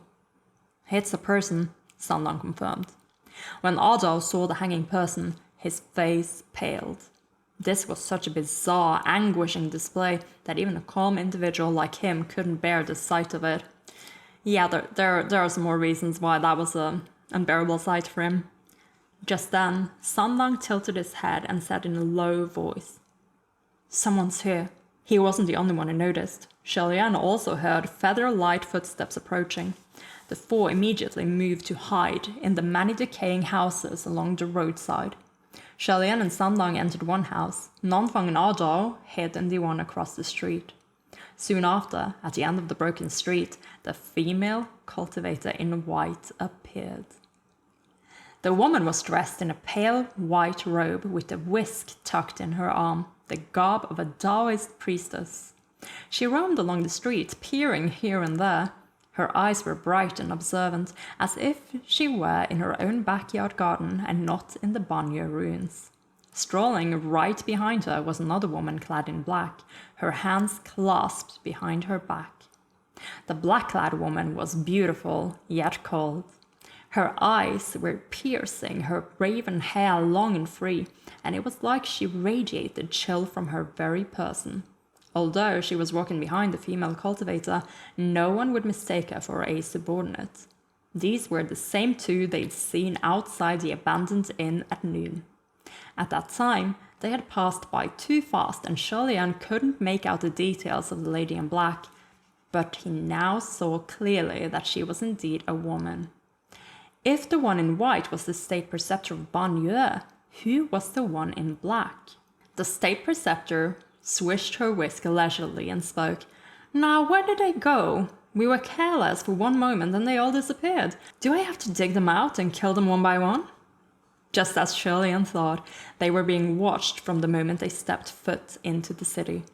The lady in black approached and stoically said, You can call your friends to help you kill them. By friends, she must have meant the soldiers of Banyue. The state preceptor of Banyue laughed. I don't like calling other people. I like calling you. Aren't you glad? Oh my god, their flirting is... I know it's just banter. It's just banter. But to me, in my heart, this is flirting. Because I want it to be. The lady in black ignored her completely and said coolly, There's nothing agreeable about being called out by the likes of you for something like this. Just go. The state preceptor of Banyue arched her brows, but still sped away, listening to them. It sounded as if they were close. They were no ordinary folks, so the lady in black must be someone of renown, someone who could be close to the state preceptor of Banyue? A mysterious fellow cultivator? Or was there a queen or general they didn't know about? Shirley-Ann was trying to connect the dots rapidly in his mind, but he held his breath. Now wasn't the time to be discovered. It looked like the state preceptor had an unpredictable personality. If she should find them and excitedly summon her legendary 3-meter-tall mace-wielding Banyue soldiers, more time would be wasted fighting them. 24 hours. 1 hour wasted was another hour they'd sink deeper into danger. But there was no helping his bad luck. Whatever he didn't want to happen or would always happen. The lady in black was passing the house Shirley-Ann hidden, but stopped mid-step, and her piercing gaze swept over the decayed shelter. The state preceptor of Banyue was already farther ahead, but she noticed that her companion had stopped and came back around. Hey, are you coming? The lady in black didn't look at her. You, step back. All right, the state preceptor responded immediately and actually retreated. The lady in black was about to raise her hand when suddenly a loud rumble blasted from across the street. On the other side, the house Nanfang and Ado had hidden in had collapsed. The crumbling of one house led the entire row to cave in. Dust and sand rolled into the air and clouded the whole street. Within that cloud, a black shadow leapt out and shot a streaming flame towards the preceptor. But the lady in black rushed forward and shielded her from harm. With her left hand still behind her, she flipped her right palm and easily absorbed the flames before reflecting them right back. The black shadow parried her while escaping and soon disappeared. The state preceptor immediately chased after that shadow, but the lady in black gave the house behind another sweeping look before following. Oh, bless you, Nanfang, Shirley-Ann thanked mentally. Everything happened so quickly, but Nanfang had no doubt known somehow that they were about to be in trouble and created a diversion to lead the enemies astray. He was the only one who leapt out, so Ado must still be inside the collapsed house. After making sure the state preceptor and the lady in black were indeed gone, Shirley-Ann dragged Sunlong out of their hiding spot and called out, Ado, are you still alive? Are you hurt anywhere? A moment later, a muffled voice came from under the ruins. I'm fine. Shirley-Ann was relieved. Thank goodness. Although Shirley-Ann trusted Nanfang's ability to control the crash, and that he would no doubt leave enough space for Ado to stay safe, it was still more reassuring to see with his own eyes. He raised one of the rotten beams with one hand, and after a moment Otto emerged from underneath, covered in dust from head to toe. He brushed himself off for a bit, and returned to his stoic expression. "Now there are only 3 of us," Shelian said. "Nanfang is creating a diversion, so we must move faster. Do you know where we can find the Banyue fern, Otto?" The young man shook his head and said, "Sorry, I only know where the city is, but I've never been here before, so I don't know where the fern can be found." "Liar." Sandang spoke up. "They say the Banyue fern prefers shade. It is small, its roots thin, but its leaves are big, like a heart-shaped peach. Why not search near a large building?" "A large building?" Shelian contemplated. If they were talking big, there was no building larger than the palace. In the legend, it was after the festivities that the queen picked a Banyue leaf, which could mean the fern grew on the palace grounds. The 3 moved their gazes afar, and in the center of the city there was indeed a palace built of brick and wood. From a distance, the palace had a grandiose aura, but upon a closer look it was not in much better shape than the dilapidated houses on the streets. Through the palace gates there was a massive garden. Perhaps in the past it wasn't a garden, but a palace square.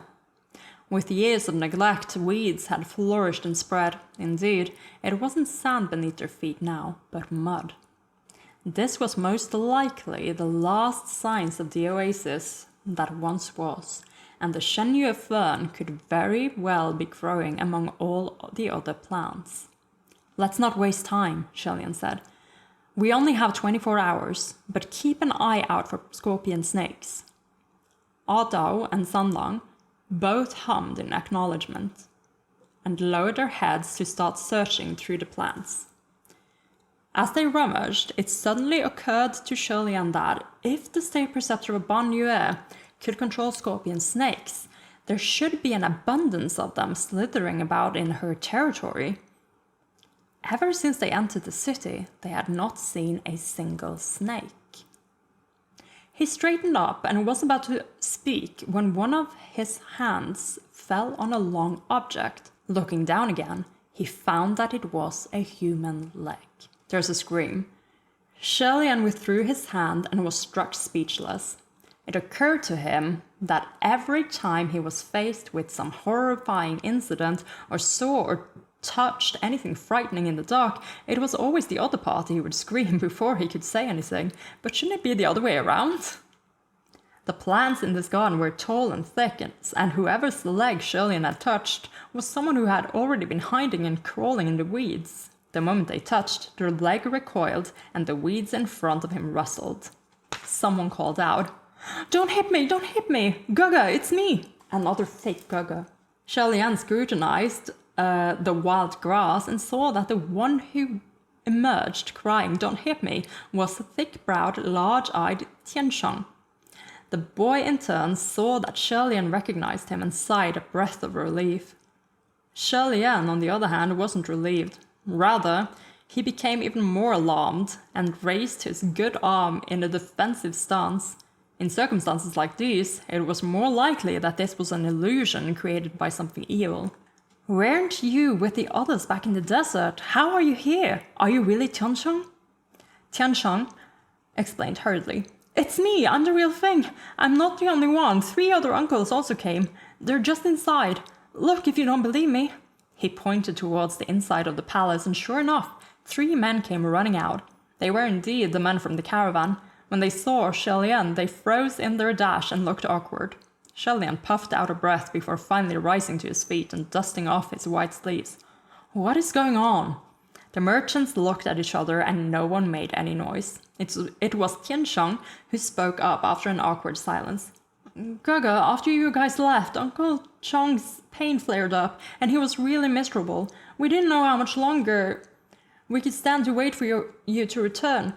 And we were afraid that you guys might have gotten lost. Ajauga said to go straight to get to the kingdom of Banyue, so we thought the more hands to help, the better. So what he really meant was that the merchants regretted letting them go after all." And another fake Gaga. They were afraid that Shelian and company would rob them of their guide after finding the Banyue fern for themselves, so they sent people to come to come follow them. Shelian imagined that Fu Yao couldn't persuade them otherwise and was probably also too lazy to hold them back. It was impossible to stop stubborn people who refused to listen to reason. Shelian felt rather exasperated. You're all too reckless. Who knows what there might be and what might happen in a place like this, and you still came? Chen Sheng himself knew that what they'd done made it obvious they didn't trust Shelian, and he felt bad. This was why he didn't make a sound while hiding in the weeds earlier, as awkward as it was. Sorry, this concerns a man's life, so we couldn't sit still. No matter, this was a life or death situation, and to be wary was entirely natural. To go so far into danger for an antidote also proved that they were worthy companions. Shelian couldn't continue to scold them for this and sighed. If you didn't bump into anything weird when entering the territory, then it's your good fortune. But how did you know to come to the palace to search for the Shenyu fern? Tian Sheng scratched his head and replied, I didn't know where to start, but in the story the red-clothed Gaga told, it was the queen who picked the leaves, right? The queen couldn't possibly leave the palace grounds, so I thought we'd come here and try our luck. Clever. Well, this child's mind could certainly spin, and it spun right on target, Shelian thought. Just then, Sanlang spoke up from the side. I found it. Shelian turned to see Sanlang striding with long, light legs towards him. In his hands were a few turquoise-colored leaves with roots still attached at the stems. The leaves were about the size of a baby's palm and in the shape of peaches, slightly pointy at the end, with thin, tiny roots. Even without Aozhao to confirm, Shelian knew without a doubt that this must be the Shenyu fern. Without waiting for Shelian to say a word, Sanlang grabbed his wounded hand and lifted it. The hand that was stung was originally frighteningly swollen, but after Sanlang sucked the poison from the wound, the swelling had gone down significantly, despite it not being fully cleared of the venom. With Shelian's wrist in one hand and the Shenyu fern in the other, Sanlang closed his palm on the plant. After only a second, he reopened his palm and the fern was crushed into powder without him appearing to exert any force.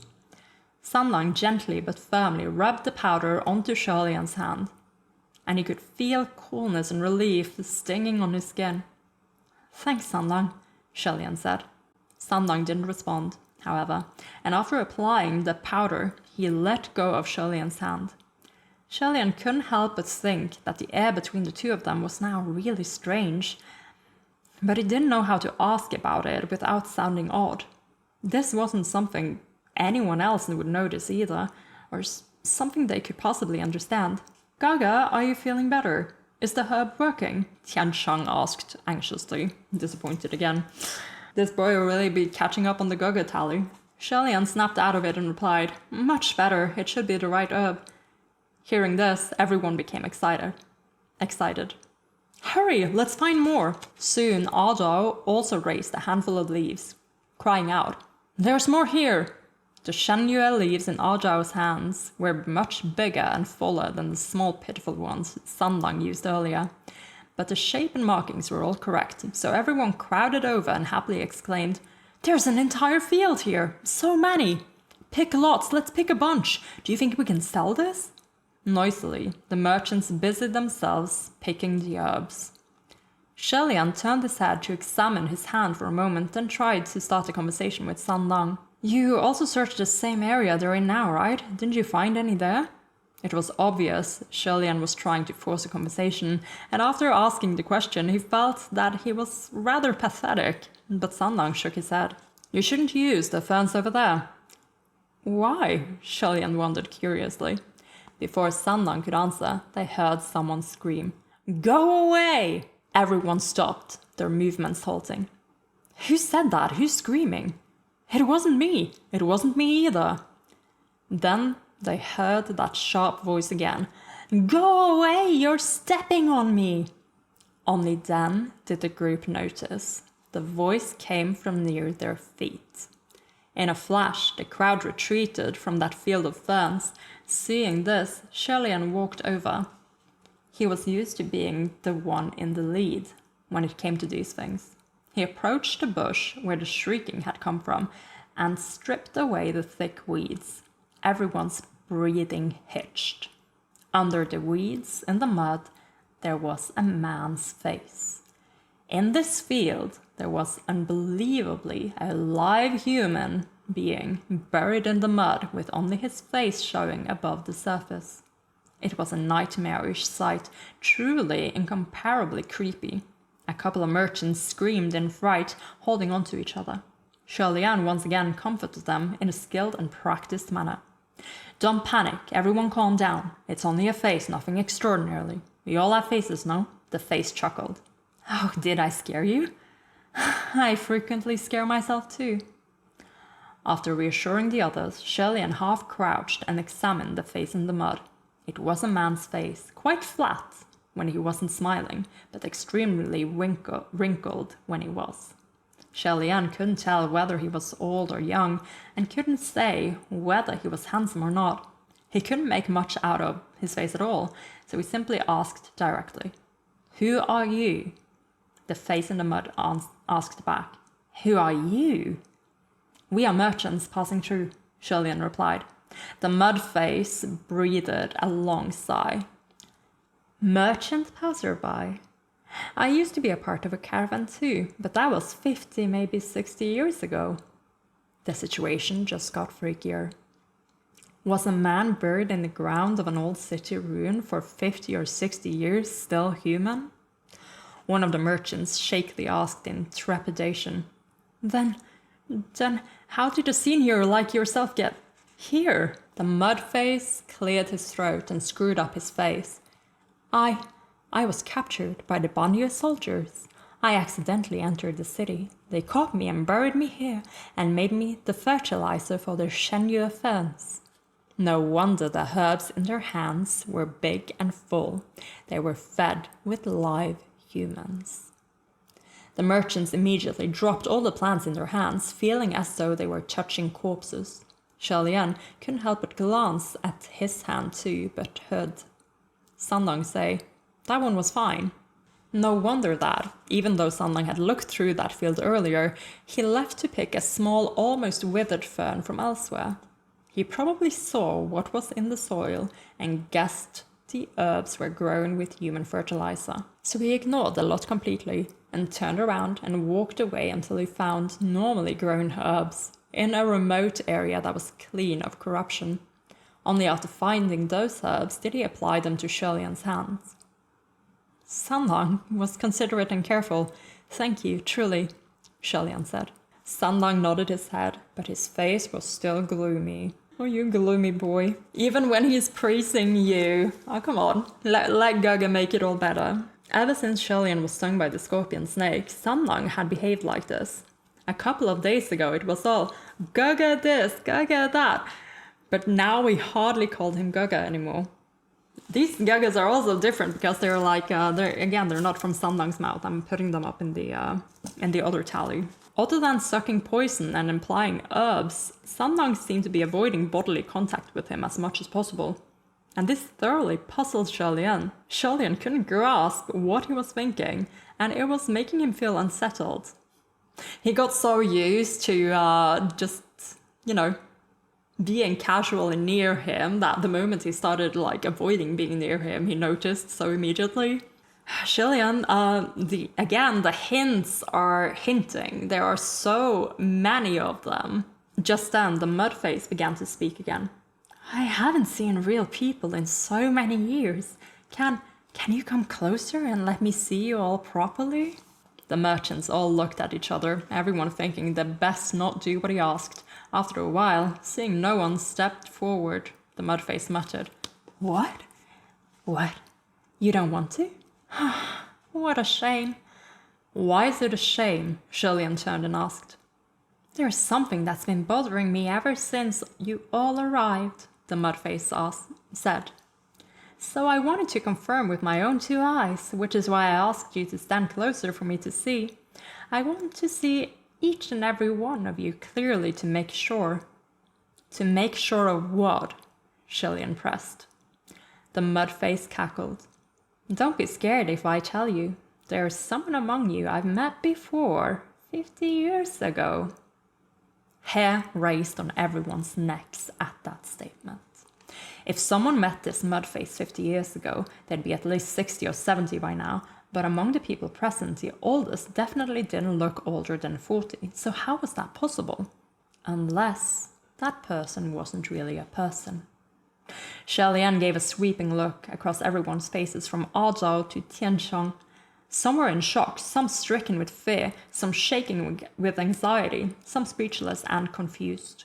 Everyone's reaction was normal and within reason. If one had to pick the odd one out, it would be San Lang.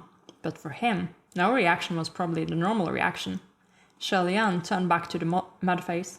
Who is this person you speak of? The facial muscles of that mudface twisted, and it gave an exceedingly freaky smile, as if it was giving its all to make itself look more reliable, but it couldn't fully conceal the sinister smirk hiding beneath. He beckoned mysteriously. You, come closer, and I'll tell you. Shelian believed him 80% the first time the mudface asked, but after this, only 50%. Who knew if this monster was only luring them closer to commit some evil deed? Of course, Shelian wouldn't listen to him. He got to his feet and was about to walk away when the mudface raised his voice. Do you really not want to know who it is? He will kill all of you, the same way he killed us. And that is the end of chapter 8 of Heaven Official's Blessing. And certainly the longest chapter I've read until now. The happenings of that chapter covered the end of episode 6, I believe, all of episode 7, and then a big part of episode 8 as well. Like, we're already getting to the point where the General Kamo will appear and take them to the Sinner's Pit, and then the climax of the Banyue Arc. So yes, we are moving quickly, but also all these things have happened more or less the way they happened in the Donghua. The one notable difference being that, again, San Lang does not spit. Additionally, I have to admit, there's like hardly any new information in these chapters that I've caught on to. Like, there are only, the indications of things that we know are going to happen. Like the general Hua thing, the reveal of the junior officials, and also the reveals of San Lang. Like, all of these things are portrayed pretty faithfully in the Donghua, I think. So I'll have to have a think about this and consult you guys in the discussions to see if there's anything worth talking about in our next pre-discussion. Because right now I'm honestly struggling to think of anything. But I am excited to finally get to the Sinner's Pit, one of my favorite scenes in all of season 1. Both for just the excitement of course, seeing Butterfly Man again, our wonderful, wonderful Hua Cheng, and for what the scene does, what it represents, and all the dialogue that they're having in it. So I'm excited about this. We're moving fast, we're moving forward, but also these were really... This was a long read because of the second chapter I read. Chapter 8 was a menacing more than 60 pages. And I feel that. I felt that in my soul. Whew. Now, because I feel like I don't really have anything else that I'd like to discuss right now, I'm going to cut it short and instead give you the tally results. We are up to 4 laugher cries. Shelian has a total of 15 ellipsis answers, out of which 3 are question mark ones, while others, being Nanfang, Fuyao, or Nanfang and Fuyao, basically, are up to a total of 12. So yes, we have a lot of ellipsis answers in this area of, yeah. There might be some others in there that I forgot about, but As for the Gaga counter, there's been so many Gagas, but really we only have 14 true Gagas from San Lang's own mouth. Hopefully I didn't miss any. And there are also like 11 other Gagas scattered around the text or coming from, what's his name again? Tiancheng's mouth.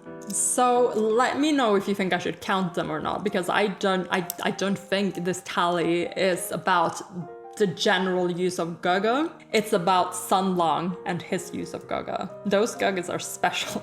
So I feel like the tally should only be the Sun Lang Gagas, personally. But what do you guys think? Let me know in the comments down below, or let me know in Discord. Thank you for joining me for this read-through as well. This has been Amelia, aka Space Puffin, and I will see you in the next one.